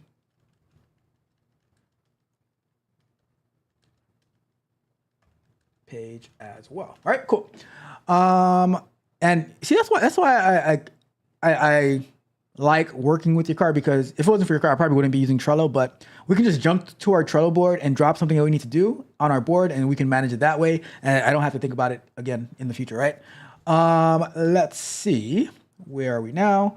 Let's use, find a add to FOMC definition to use the Bloomberg report moving forward. All right, look at that. Boom, boom. All right, let's continue on with this right here. So, what is that? what? All right, so we have to update this link as well. Don't know how we got that one, but let's go to U.S. Census Bureau, durable goods. So let me add on our Trello board, update U.S. Census Bureau. How do you spell bureau wrong? How do you spell bureau? B-U. Link. I could probably do that now though, but let's find it and let's go from there. So let's go here and let's just do this while we're here because I am probably not gonna remember. I don't. All right, we'll just go with this. So monthly advance report on durable goods because time is running. And I think we'll probably have less information next week, so we'll probably finish the other 2 items next week, and we'll go into our Visa and Mastercard debate afterwards, right? So this one's pretty short actually. So the report on monthly advance report on durable goods, manufacturer shipments, inventories, and orders. We have the new orders for manufactured durable goods in October. Up following 2 consecutive monthly decreases, increased 0.7 billion or 0.2% to 286.6 billion. The U.S. Census Bureau announced today. This followed by a 0.4% September decrease, excluding transportation. New orders increased 0.1%, excluding defense. New orders increased 0.4%, transportation equipment. Also up following 2 consecutive monthly decreases, led the increase 0.4 billion or 0.5% to 97.1 billion. Doesn't really tell us much, to be honest with you, but it is saying that it's up. It is up, and that means that it's on the positive side. As we read from our definition, if it's up, then people are looking to spend more money. It says it means that people, companies and businesses are ordering more, which is a good sign for the economy. So all in all, it looks like things are on the up and up for the economy. And thank you, the Wealth Building Journey, for providing that spelling. I always spell it wrong. Like, I don't know why, but it's just me. So we have that one done. Let's take a quick look. I think we can take a quick look. No, we're going to leave these 2 for next week because if we look into this, we're going to have to go through all the definitions and stuff like that to figure that out. And that's going to take a whole more time. We have about 20 minutes left. And I do want to jump into our topic about the Visa. We have some videos here about, so let me copy this one and we're going to get into that. Let me see. Let's see. Let's go to our video share page.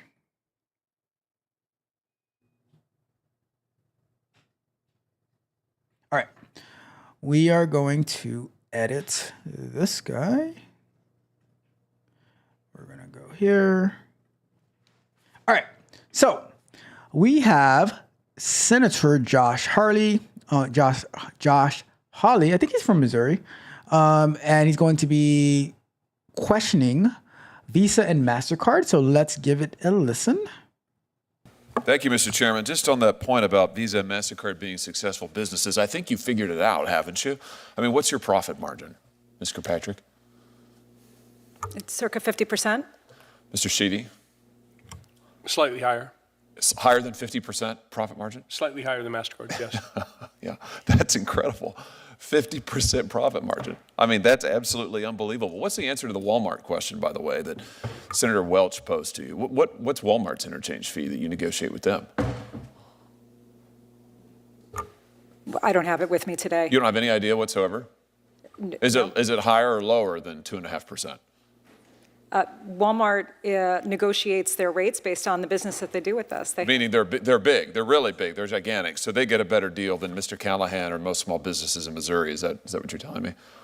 Yeah, Senator, we have volume discounts that we offer to some merchants. I suspect Walmart is one of them. And I don't believe that it's commercially unreasonable to get an arrangement where in exchange for more volume, a merchant can qualify for lower rates? Well, I'm sure it's not commercially unreasonable for Walmart, or certainly it's in their financial interest and in yours, but I doubt it's in Mr. Callahan's financial interest. And my question to you, Mr. Callahan, is when you've got Walmart and other major competitors getting charged much less than you are, why in the world would you stick with these guys? I mean, why is it that small businesses continue to use Visa and Mastercard when you're getting charged so much more?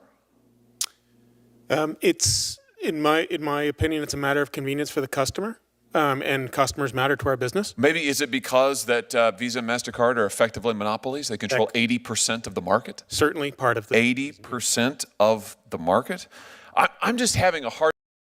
So let me stop it right here real quick, right? First question I want to ask, right?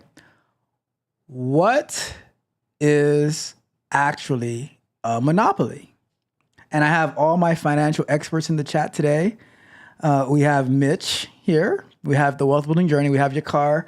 We have Miss Freckles here. You know, we have Roxy here. We have all my financial experts, right?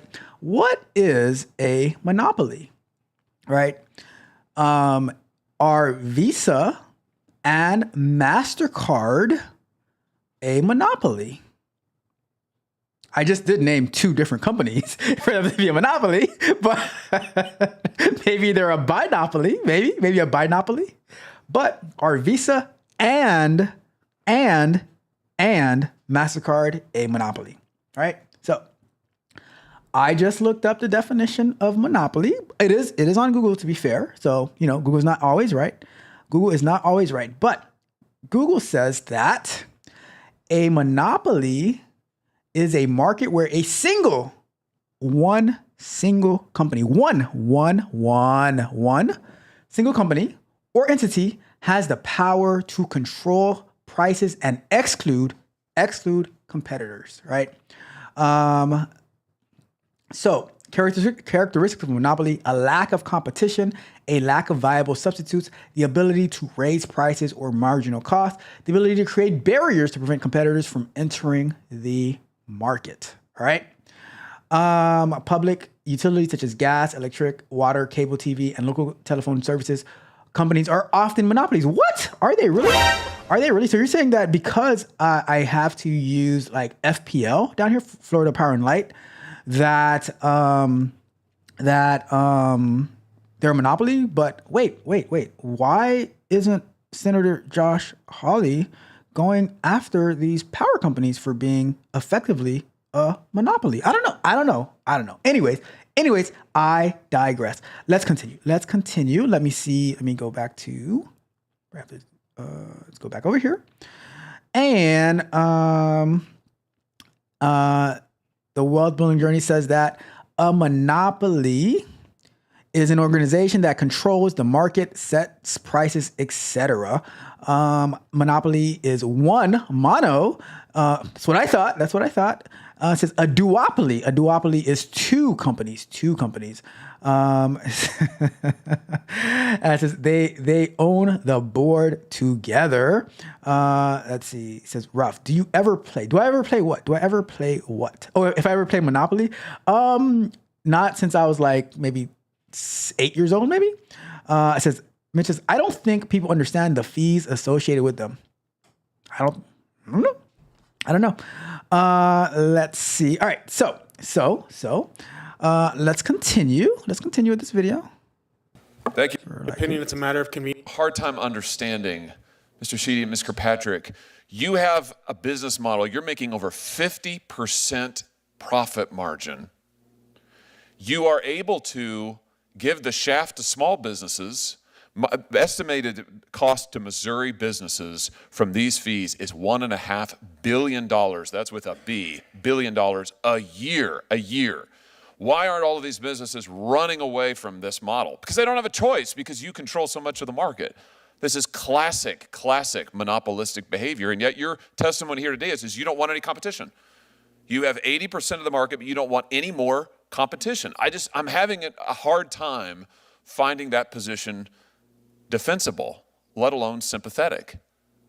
I mean, it's unbelievable the amount of money that you're making. It's unbelievable what you're charging small businesses and consumers, and yet your testimony is, please, please, please, please, please, we can't possibly have any competition. I mean, let's talk about what you're doing to consumers who hold your cards. Last year, as I understand it, there were 726 million Visa and Mastercard credit cards issued in the United States. That's about 2 for every 1 person in the United States of America. Do either of you know how much debt is owed on your networks, Ms. Kirkpatrick?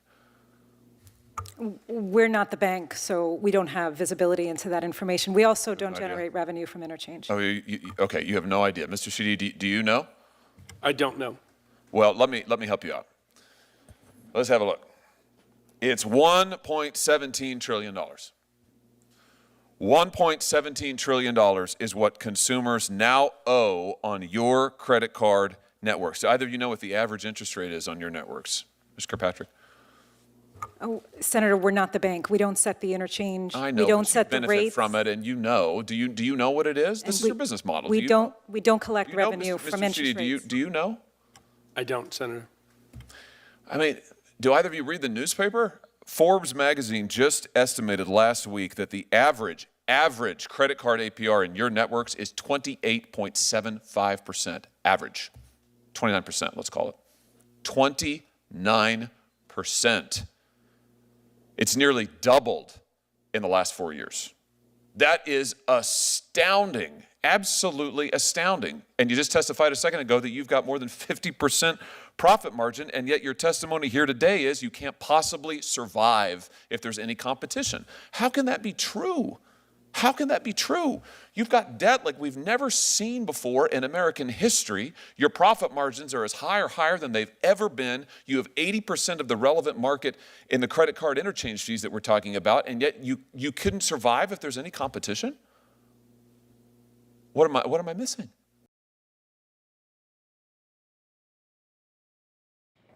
All right, so in that clip, they didn't play the testimony of Visa and Mastercard saying that they couldn't survive with no competition. If they couldn't survive if they had competition, which I don't care, right? Like whether Visa and Mastercard survive or not, I don't care. I think there should always be competition, but with that competition, I don't believe that. I think the more the government gets involved in stuff, the worse that they make it. So. My thought is like, well, let the competition reign and let the best. If Visa and Mastercard were to become quote unquote a monopoly because they're the best product that exists out there, then it is what it is. However, if people don't like what they're putting out there, the product or their business plan or whatever, and someone introduces something different, and people start taking the market share from there, I'm okay with that. But the whole idea that, what are you charging Walmart versus what are you charging this small business? Well, I'm pretty sure that Walmart still pays way more, even if they have a lower percentage, than the small business is paying because of the volume of transaction that they have on a day-to-day basis, right?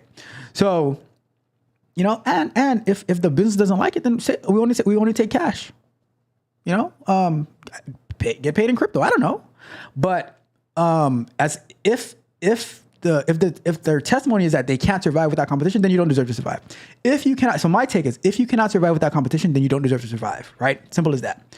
Competition. Now, but at the same time, I say let the competition roll. But but saying that their practices are monopolistic because of how much money that they make, to me, like if something is considered a monopoly because of how much money you make, then then you don't believe in innovation, like you don't believe in success. Now, if you're making that because you're saying, there can be no competition, then that's different. But how do you get competition? The way that you get more competition is you take government out of the way, right? There's like all these people saying, I'm going to go lobby to the government. Well, that's what puts the government involved. I say get them out the way and let the best man or woman and company win, right? So that's just me. Let me check the chat really, really quick before we move on to the next video on this Monopoly talk. Let's go over here. And I got a great group of people to talk about this stuff today, I must say, right? Let's see.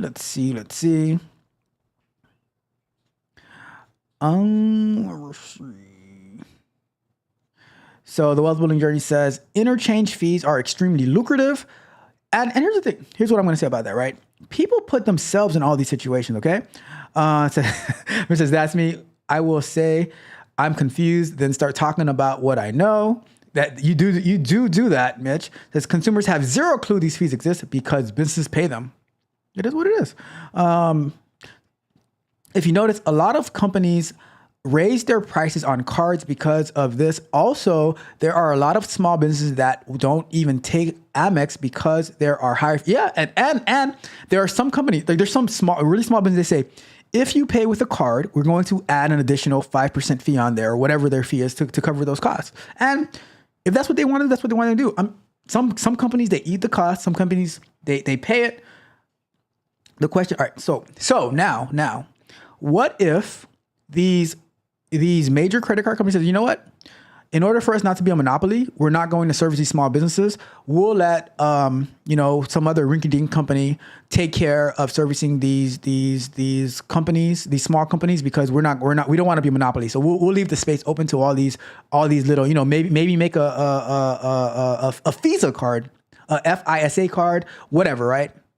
What if we'll just deal with the major companies. So now what if everyone says, you know what? Because my bank is issuing Visa, because why can't Chase and Bank of America, why can't they issue a Visa card instead of a Visa card, right?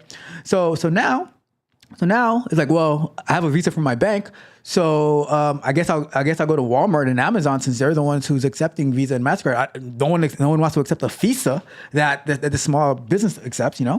It says that's absurd. A total outstanding balance owed is 1.17 trillion with a T. People make bad decisions. That's all I'm going to say, right? It says, but we as consumers pay because the fees are raised. True. And it says, and ignorance comes with a cost, higher prices. Is it the federal government's job to protect you from your ignorance, or should you join the men lie, women lie, numbers manipulate show? Co-hosted from the chat by Mitch and Yakar, and now the Wealth Building Journey as well. If you join the show, maybe you can get some insight and to stop making bad decisions. And then the credit card companies and Afterpay and Klarna, they will not pray for you to come and spend with them and prey on you after you spend with them. All right. I'm just saying, you go straight to the mouths of the predators, and then you get mad because they bite, as they promised you that they would do. All right. It says, don't let the foolishness fool you. But yeah, I agree. It says, that's true. Some businesses do say they only take cash. And if you want to pay cash and you want to, then go with that. For me, all I'm saying is that give everybody the freedom to do what they want to do. Right. That's all I'm saying. Right. And if they fall, don't intervene. Let them fall and hit rock bottom so then they can figure it out. That's my thoughts, right? It says that's why Costco changed from Amex to Visa as its preferred card usage a few years back. And I remember that Costco only had one card, and maybe they still do, but they only had one card that they would accept, one type of credit card they would accept.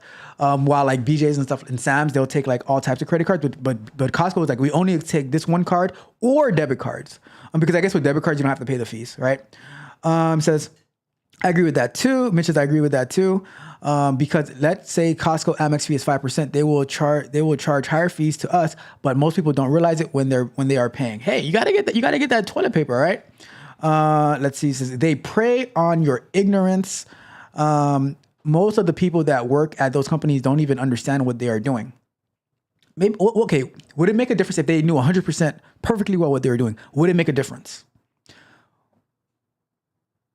Why? Okay, why do we give ignorance such a pass? Like, why are we so indifferent to ignorance? Why are we so indifferent to ignorance? When I don't know something, what do? I learn it. I figure it out. I go and research it. And Mitch, you're going to say, well, not everybody's you. Okay, fine. Is that my fault or is that their fault?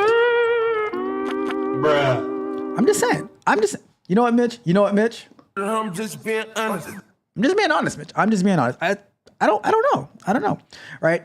Why is it our fault? Like, okay, why is it everyone else's fault of one person's or a group of people's ignorance, right? I'm just saying.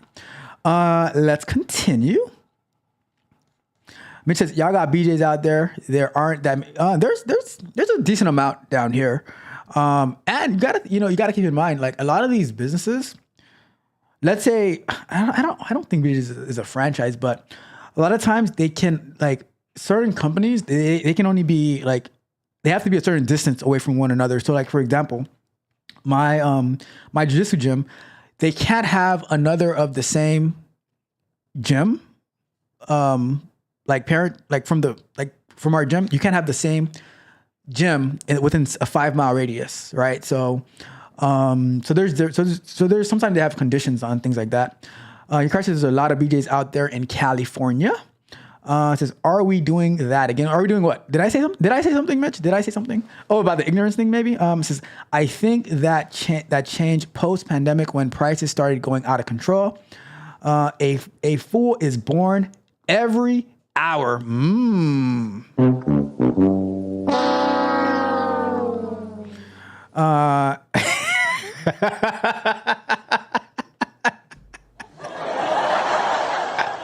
Say we looking at one. That was a good one, Mitch. That was a good one, Mitch.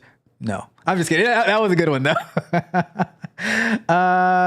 But Mitch, you should pay to say that one. The Wealth Building Journey says, main reason why it's a headache to deal with ignorant people. That is true. Says, I think that might not be a town thing. They don't want the same type of companies by each other.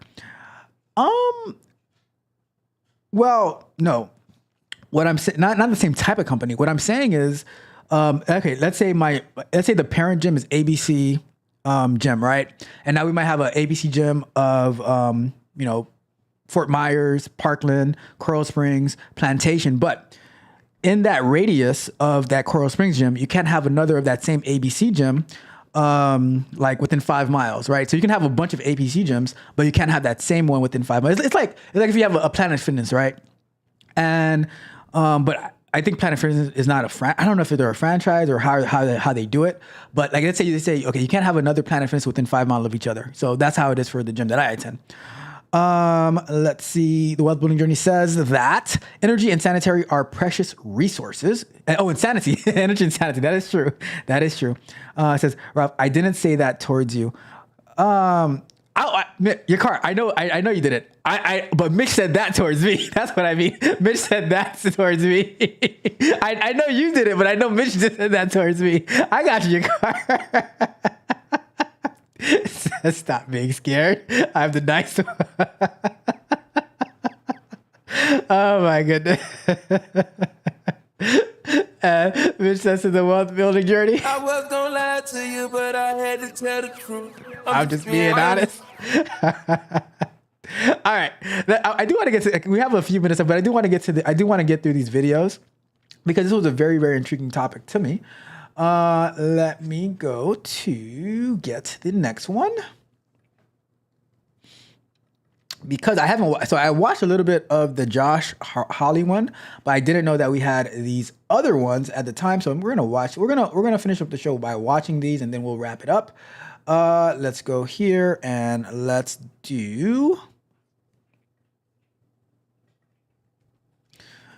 see what Senator Dick Durbin had to say about this.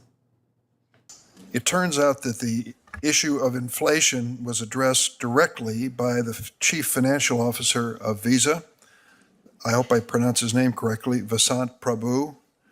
On January 27th earnings call, he has asked how inflation impacts Visa. His answer, and I quote, net, I mean, we are a beneficiary of inflation. He also said, quote, to the extent that there's inflation driving up ticket size, clearly it's beneficial to us. So let's put to rest the theory that this has nothing to do with inflation. It appears to have some relevance. Can I ask you, Mr. Sheedy, incidentally, Ms. Corrette told us that coincidentally, April 22nd was chosen by both Visa and Mastercard as the day to raise the fees. Was that just a coincidence or coordination? Can you turn on your mic, please? Thank you. Apologize. Senator, we did not raise the fees in April. In fact, 90% of businesses in the United States see a change in their rates that were down by 10% effective with the April changes. Ms. Corrette, were you wrong? No, we got a 300-page amendment or a fee schedule. We calculated exactly the fee increases for us. And while some fees went down, others went up significantly. The net effect is our fees went up. Both companies the same day? Yes. Mr. Sheedy, here's a customer who has some evidence otherwise. May I ask you, Ms. Kirkpatrick, you're in charge of Mastercard North America. I want to ask you about these crazy Canadians. I'll tell you this, right? I'll be honest with you, right? If I'm sitting in that seat, right, and I'm already thinking, you know, I'm see, this is what I'm gonna get in trouble for, right? I'm like, maybe I should wrap it up. Maybe I should wrap it up because this is why I get in trouble. I'm like, I don't want to do business with them. Like, there are some people that I just don't want to do business with, you know? And people are gonna say, oh, you know, that's this reason or that reason. Like, there's some people you just don't want to do business with, and they want to come and testify before. You know what? Why don't, like, if it was such a bigger problem for you, why don't you just go find somebody else? Why don't you go find FISA, right? You know, or find you know, I don't want to do that. Instead of Mastercard, go find secondary card. Go find secondary card, right? Like, I don't know. That's just me. But anyways, keep going. How in the world can you explain this? In Canada, there's a debit card system called Interact. It is the most widely used debit card system in Canada. It reports it has one of the lowest rates of fraud globally. The website for Interact says, and I quote, interchange for Interact debit is currently set at 0. How is it possible these crazy Canadians are getting no charge of interchange fees on debits and have less fraud? How can that possibly be? Well, Senator, it's not the case that Canadian merchants don't have interchange fees. There's value in the debit cards. There is value in the debit space that consumers derive from transacting at merchants, and there's value that the merchants receive. What do you mean by value? You have to define terms. When merchants shop at when consumers shop at Canadian merchants, they receive value through the form of guaranteed payment, lower risk, purchasing power, and so therefore, there are interchange fees on debit transactions in Canada, and it's a direct result of the value that those merchants are delivering and that consumers are deriving. Mr. Mrzwinski noted what's happening in Europe, so let's stick with the program for a minute. Try to explain to me the difference in debit and credit card interchange fees in Europe, where the European Union has set a standard of 0.2% and 0.3% respectively, 1/8 or 1/10 of which is charged in the United States. Clearly, their system is much different than ours, and we have no regulation. Other countries like Australia, Brazil, China, India, Israel, Malaysia, and South Korea also limit interchange fees. So what lessons can we learn from all of these countries who've decided that interchange fees are way too high in the United States? Well, I think those countries know that the credit card system is a market failure, and the ways that the banks are forced to accept all of the fees from the networks and the consumers are forced to pay. All right, I just gotta stop this for a second. Like, did y'all just see this guy in the back blowing his nose? Like, all right, you gotta understand that you are on camera while the guy is speaking, and you just like Australia is going. Clearly, their system is much 3% card interchange fees in Europe. So let's go. That those merchants are delivering and that consumers are deriving. Mr. Mrzwinski noted what's happening in Europe. So let's stick with the program for a minute. Try to explain to me the difference in debit and credit card interchange fees in Europe, where the European Union has set a standard of 0.2% and 0.3% respectively, 1/8 or 1/10 of which is charged in the United States. Clearly, their system is much different than ours, and we have no regulation. Other countries like Australia, Brazil, China, India, Israel, Malaysia, and South Korea.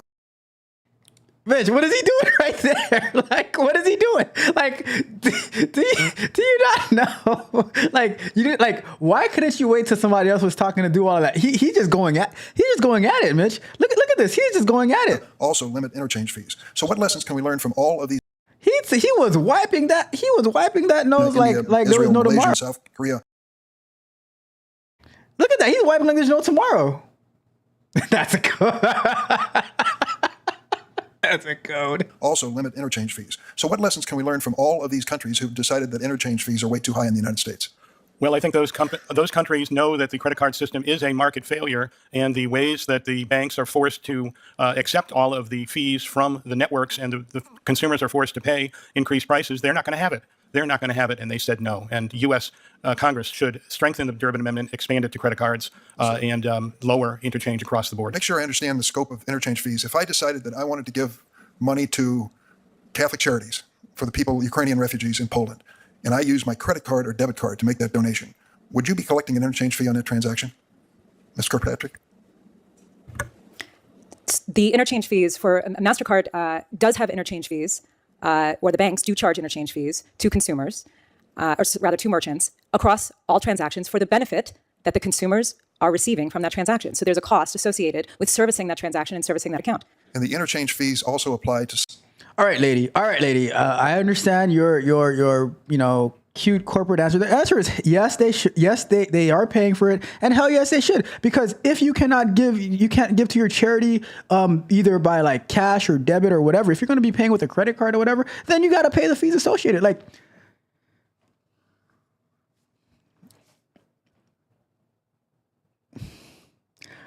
but I love how these senators, they use these cute little examples. Oh, if I'm donating to a charity for Ukraine or whatever, and should I have to pay a fee? Yes. Like, or find a different way to donate.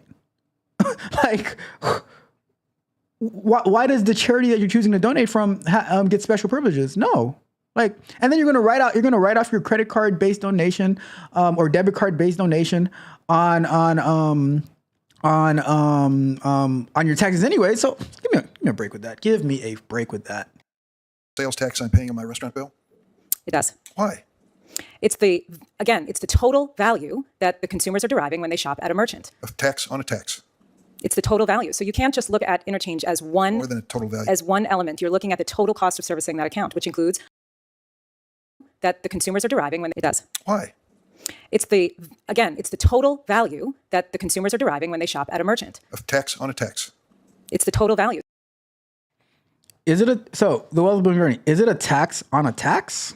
Like he's saying, is it a tax on a tax, or is it the total amount that you're spending of your transaction? Then you pay a fee on that, because guess what?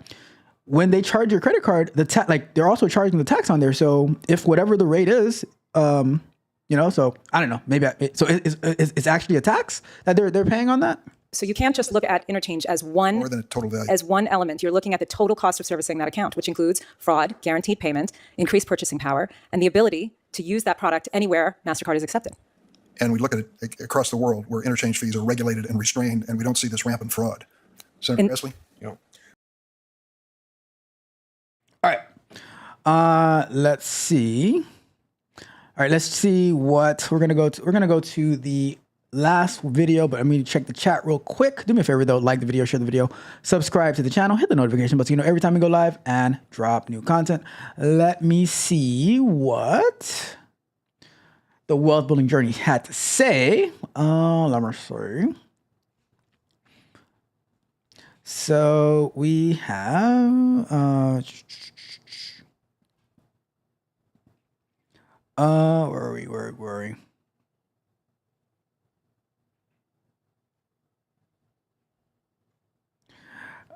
Guys says, I live in a glass house, ain't no rocks within a mile of this dwelling.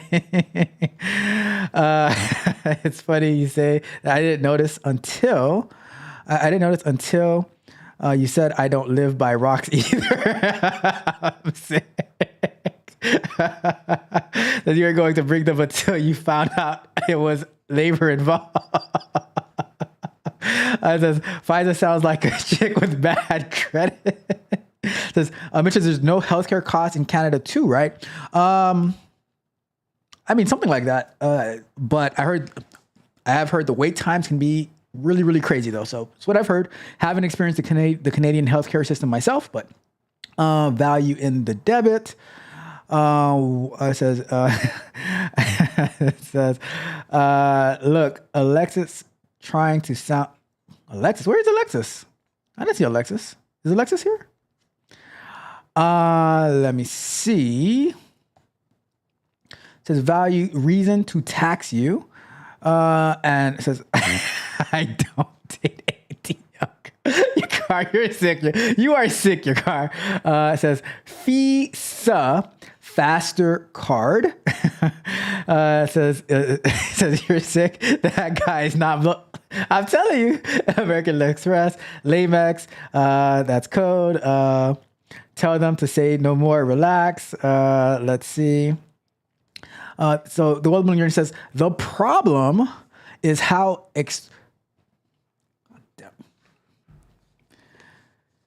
damn you, Wealth Building Journey, X or bit T. The problem is how high, how very, very, very, very high these fees, these interchange fees are in the U.S. compared to the market across the rest of the world. All right. So I fixed that for you, the Wealth Majority. It's how very, very, very, very, very high the fees are. Says he's right. Grassley called it a fee on top of a tax. So is it a tax on a tax or is it a fee on a tax? And if you pay the whole thing, should you get a fee on the total or should you get a fee on part of it? I mean, who? So it's my question. That's my question. All right. Increased purchasing power. It says not a tax on a tax because politicians use the word tax because how toxic that word is. I mean, but then they say we want to raise taxes. I don't know. It's because politicians use that word on purpose like a weapon. I'm telling you. It says, so you're charging me for raising my limits that I could afford before you raised it. Make it make sense, not sense. All right. It says universal healthcare doesn't work in large urban areas. So many people in the system at one time, they would be waiting for years to be seen. I know what the word meant, the Wealth Building Journey. I just couldn't say it. See, thank you, Yakari. Thank you. X orb it ant-ly. Still have trouble saying that one. Nope, not doing it. Not doing it. Fee is a tax. Just another way to say it. How is a fee a tax? How? I don't see how a fee is a tax. I just don't see that. It says you raised the fee on my property taxes. Not the same. Not the same. Because a fee is it's not a tax is something very specific in my eyes, right? Agree to disagree. And then we have one last one before we get out of here. Let's do that one real quick, and then we'll wrap it up for today. Okay. Let's go to here. Let's go back to our videos.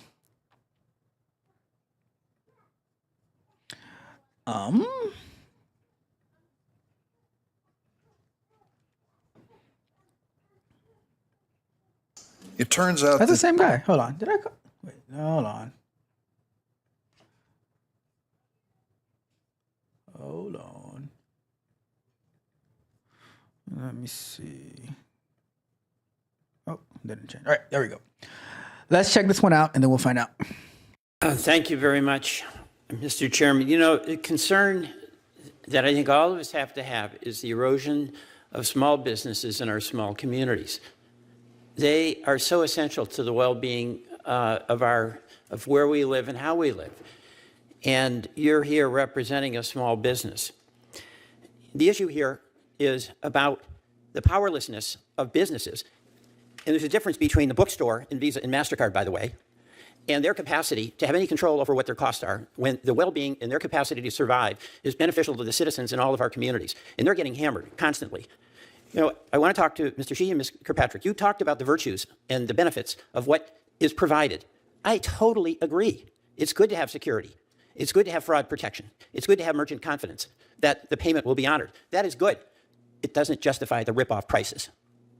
And it's painful for me to have you sitting next to Mr. Callahan. You know, your CEO, what's he make? $23 million in 2023? Is that what it was? Your CEO, $24 million? The information is public. I don't have it at my... That's right. Market cap for Visa, 600 billion, 611 billion. Market cap for Mastercard is 478 billion. Yes. All right, so let's go to this question. You're concerned, you said this, Mr. Sheehy, that if there was a lower price, there wouldn't be confidence necessarily that the consumer would benefit. Correct? I expressed some concern, Senator, with the price caps that were implemented. So let's just talk what that really means. You want to have the right to do the ripoff rather than let him get the discount. That's what you're arguing. Who will get the benefit? We don't know necessarily. But if you have 4 gas stations on the corner and one of those goes out there and reduces price by 2 cents, you know what? I think competition then is going to put the pressure on the others. I want to talk about another thing. The rates that you charge merchants vary. What do you charge Walmart? We have a large business with Walmart. What do you charge Walmart? Level it. Let's be candid and transparent instead of rhetorical. What do you charge Walmart?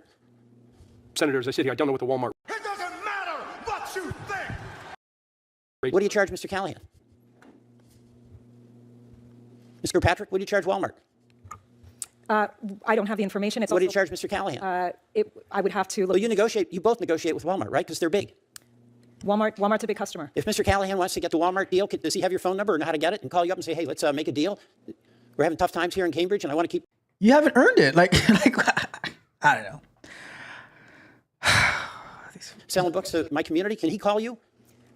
Can he call you? I would welcome the opportunity to talk to Mr. Callahan and connect him to third parties that can help How many him millions exercise of his rights. Mr. Callahans do you have?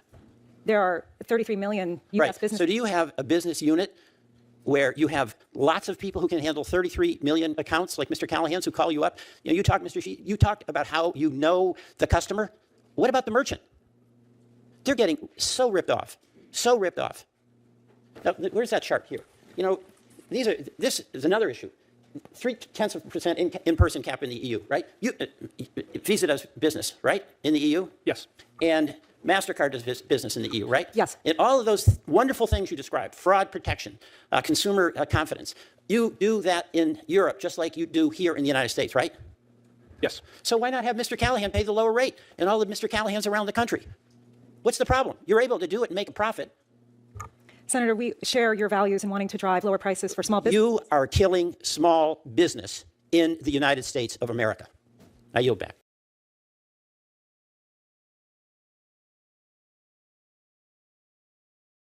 So there we have it. We'll check the chat and then I'll give my final thoughts, right? We'll check the chat and I'll give my final thoughts as we wrap up the show for today, right? But you know, we'll see. Let me see. As we wrap it up today. Let's see. So, your car had said a fee is a tax. That's the way. All right. So I took the liberty of looking up the definition of a tax as a compulsory contribution to state revenue levied by the government on workers' income and business profits or added to the cost of some goods, services, and transactions. If a fee, so your car said that, so if you raise the fee on my property, no, they just raised your property taxes. That's it. HOA fee is a tax. Is the HOA fee being paid to the state, federal government, or is the HOA fee being paid to your HOA, which you chose to buy a home in the HOA? And agree to their terms and conditions, and some HOA fees they'll pay for, like they'll cover your roof maybe, and they'll cover the lawn care and all that type of stuff, the pool and stuff like that. That's just a fee that you agreed to pay. A tax is compulsory, meaning that you have to pay. You have no choice. All right. So that's why I don't agree that a fee is a tax. A fee is a fee, and a tax is a tax. Right. Fees are what government use when they want to sneak something in past a couple of conscious voting public. If the government charges it, it's a tax. Because it's not optional. If you choose to do business with another entity and they have a fee that you're agreeing to pay, then that's on you. That's how I see it. Let's see. The fees are too high.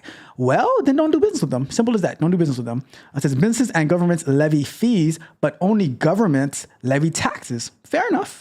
But I just think anything the government, because the government doesn't own anything, right? They don't own anything. So I don't see that they can levy a fee on somebody because if you're not getting something back, like, I think you need to define the fee versus the tax. Like, what makes it a fee from the government versus what makes it a tax? Because I think if the government is charging for it, then it's probably a tax. But companies could do fees. All right, that's my thoughts on it. Right. Anyways, that is it for today. Let's wrap up. So my final thoughts on this whole thing, right? My final thoughts is, I think that when these people go to testify before Congress, and the Senate or the House or whatever, the reason that Congress is so aggressive with them is because they're soft. Like they let like the government bully them into submission instead of like saying this is what it is. Like instead of giving like something that I hate when people do, right? When you ask them a question, instead of just giving you the answer first and then giving you the context behind it, is like they just want to give you a bunch of word salad, right? Instead of like just tell me what it is first. Like, is it yes or no? And then give me an explanation if needed. But the answer was yes. Can Mr. whatever his name was call you? No, he can't call me. Does Walmart get a better fee? Hell yeah, they get a better fee. Why does Walmart get? So now yes. So then why does Walmart get a better fee? Because Walmart, the amount of business that Walmart, the amount of money that we make from Walmart in an hour is what we make from this little company in 10-year span, right? If even. So that's why Walmart gets a way better deal, because we get way more money from Walmart than we get from this little small business. So that's why they pay a higher fee, because we like it's at the end of the day. And if you have a problem with it, then we can pack our balls and go home. And then the government can make their own credit card company, and they can provide services to these small businesses. And I guarantee you, they're going to come begging us to service. I'm like, this is what you wanted. This is what you wanted. Whenever the government gets involved and takes care of something, they get involved to try to make it better. They make it 100 times worse. My thoughts on the whole thing. All right. Let's see. Let me see. Oh, the well-being journey said. All right, so we read that one. It says, in my opinion, it's wordsmithing. Okay, it's something someone has to pay for a privilege of access to a product or service. See, but that's the difference, though. The reason I disagree on the wordsmithing part is because I think on a fee, you have a choice whether you're going to do business. Because let's put it like this: let's say Walmart is charging you a fee. Here's an example, right? If you want to, Walmart has like their plan where you can like use this particular checkout lane, right? That's a fee where they charge you like what, $90 for the year, where you can like get a fast checkout. That's a fee, right? But that's a privilege or access to a product or service. However, you don't have to buy it. You don't have to pay it. That's optional. Amazon Prime, that's a fee, right? Any service is a fee, right? Amazon Prime is a fee, where you can get your items the same day if you order over $25, which that ordering over $25 is also a fee, right? But guess what? You don't have to have Amazon Prime, and you don't have to have the video. You don't have to get the fast shipping. You can just get the regular. You can get the regular plan, get free shipping. Wait about a week and a half to get your item. My mom, she doesn't have Amazon Prime, and she waits to get her items through the mail and stuff like that. So fees are optional if you want to do business or not. Taxes are required. They're required based on where you choose to live. So if they say, oh, in the EU it's so much cheaper, then move to the EU. In Canada it's so much cheaper, then move to Canada. Oh, I want free healthcare, move to Canada. Let's see how the immigration works over there, though. It says fee, tax, toll, custom duty. Mitch says, I don't know if Mitch is like, I agree or I don't agree. I don't know, but that's my thoughts, right? That is my thoughts, just my opinion. As I must say. I was gonna lie to you, but I had to tell the truth. I'm just being honest. Those are my thoughts. Says technically taxes aren't required though. How can you explain technically how taxes are not required? Because if you don't pay them, they will put you in jail, i.e. Wesley Snipes. Who else was in jail for who else was in taxes for not paying taxes? Who went to jail for not paying taxes? Let's see. Who else went to jail for not paying taxes? Pretty sure a lot of people do. Famous people, Chuck Berry in 1979. 23 celebrities convicted of tax evasion. I don't know who none of these people are, honestly. Chuck Berry. Richard Hatch, I don't know who that is. Pete Rose. Dolce & Gabbana. Martha Stewart. Nicolas Cage? He didn't go to jail though, did he? I'm just saying, right? I'm just saying. Al Capone, see, look at that. At one point, the U.S. relied. I don't disagree with you. On that, the wealth building journey. I'm just saying that fees and taxes are not the same thing. That's my thing. It's not wordsmithing.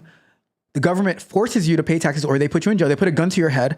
And fees, you choose what fees you're going to pay and what fees you're not going to pay by who you decide to do business with. That's my thoughts on it, right? Anyways, we're going to wrap it up for today.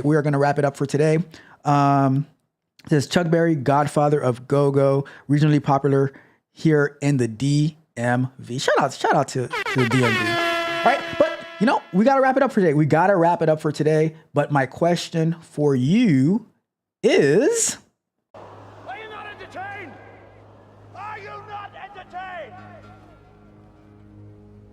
Is this not why you are here? Jesus Christ. Did we not have a good show or what? I had a lot of fun. I love talking about the topic of the monopolies and stuff like that, because I love the opportunity to have a different perspective and get the perspective from Mitch. It's such a blessing to get the wealth building journey in here today, and for and to get your car's perspective, because I mean, at the end of the day, whatever my thoughts are, whatever the wealth building journey's thoughts are, whatever your car's thoughts are, whatever Mitch's thoughts are, it doesn't change anything, because it's just our thoughts and our opinions. We see things one way or another, and we just have discussions about it, right? So that's why I love doing this work. And you guys know that yesterday's price is not today's price, and today's price is certainly not tomorrow's price, because One more thing. Price of the brick going up. the price of the brick is always going up. Let's see the rest of the chat before we get out of here. Says you probably you know that, it says, right, you know that court I probably wouldn't play on too much. I still didn't get your answer, Mitch, but okay.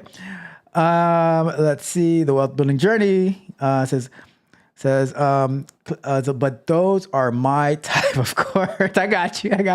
And Roxy went up. Thank you, Roxy. Every time you show up, I really, really appreciate you. I hope you have a wonderful, wonderful weekend. You get to relax as we get into the next week. And I'm not gonna play the whole song, but just gotta drop it real quick. Roxy on the scrubs, always shining bright. I just love how that song starts. So whenever I see Roxy here, I just have to play that song because I really, really appreciate Roxy and her support.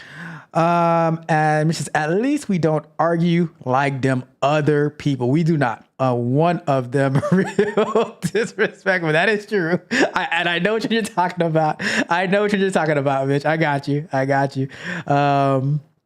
But that's it. All right, guys. Thank you guys so much for tuning in. I really, really appreciate the whole time that we spent together. We're learning a lot together. Always a pleasure. Always a blessing. I appreciate you. And with that being said, this is Tech Coach Ralph. We are out.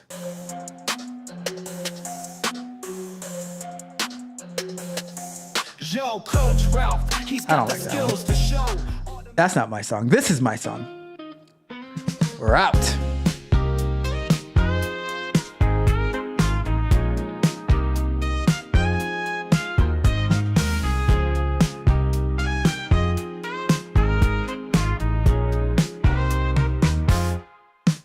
Tech Coach Ralph, tough as nails, no disguise.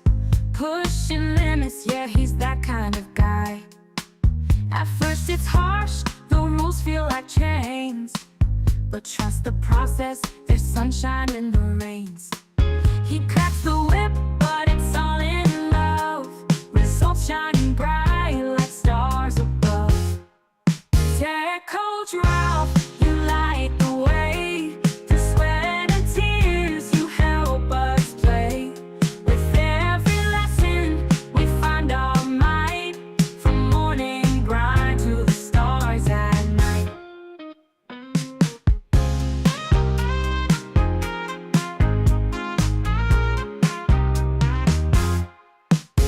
Days turn to weeks, skills sharp and fast. What once was a struggle now feels like a blast. Step by step, we rise and we glow. With Ralph in our corner, we're ready to show. Singing his praises, can't keep it inside. From hard ass to hero, he's our pride. Tech Coach Ralph, you light the way. Through sweat and tears, you help us play. With every lesson, we find our might. From morning grind to the stars at night. So here's to Ralph, the coach we need in this game of growth. He plants the seed.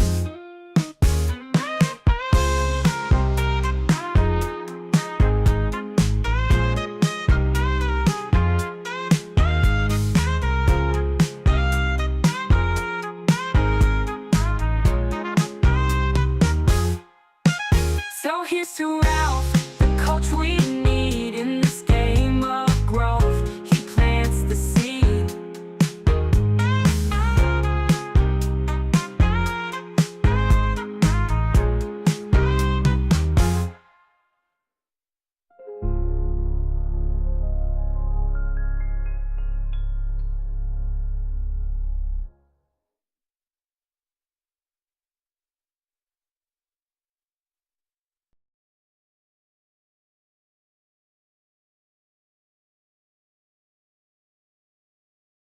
I was gonna lie to you, but I had to tell the truth. I'm just being honest. It's Tech Coach Ralph TV. Yeah. Men lying, women lying, numbers manipulate. Don't matter what no one say, I throw the stats away. No need for calculators, we already greater. No need to validate us. It's Tech Coach Ralph TV. Get up, it is Saturday morning. I've got to get my coffee cause I can't stop yawning. Get to watch my favorite show today. Men lie, women lie, numbers manipulate. Tech Coach Ralph and Mitch and Yakar, that's how it be. Shooting galaxies from their hands, it's Tech Coach Ralph TV. You don't need to grab your remote because you'll be floating free. Don't gotta worry about negative forces, it's positivity. Get up, it is Saturday morning. I've got to get my coffee cause I can't stop yawning. Get to watch my favorite show today. Men lie, women lie, numbers manipulate. Get up, it is Saturday morning. I've got to get my coffee cause I can't stop the yawning. But I get to watch my favorite show today. Men lie, women lie, numbers manipulate.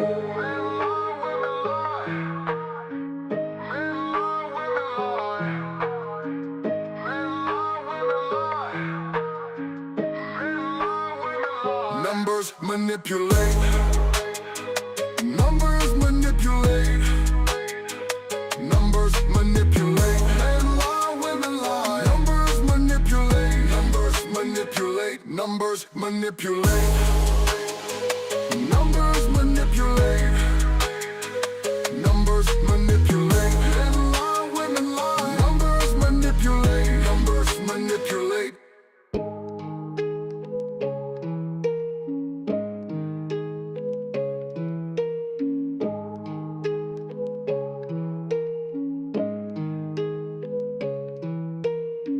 Tech Coach Ralph and Mitch and Yakar, that's how it be. Shooting galaxies from their hands, it's Tech Coach Ralph TV. You don't need to grab your remote because you'll be floating free. Don't gotta worry about negative forces, it's positivity. Tech Coach Ralph and Mitch and Yakar, that's how it be. Shooting galaxies from their hands, it's Tech Coach Ralph TV. You don't need to grab your remote because you'll be floating free. Don't gotta worry about negative forces, it's positivity. Get up, it is Saturday morning. I've got to get my coffee cause I can't stop yawning. Get to watch my favorite show today. Men lie, women lie, numbers manipulate. Yeah, number manipulate. Yeah, numbers manipulate. Yeah, numbers manipulate. Numbers manipulate.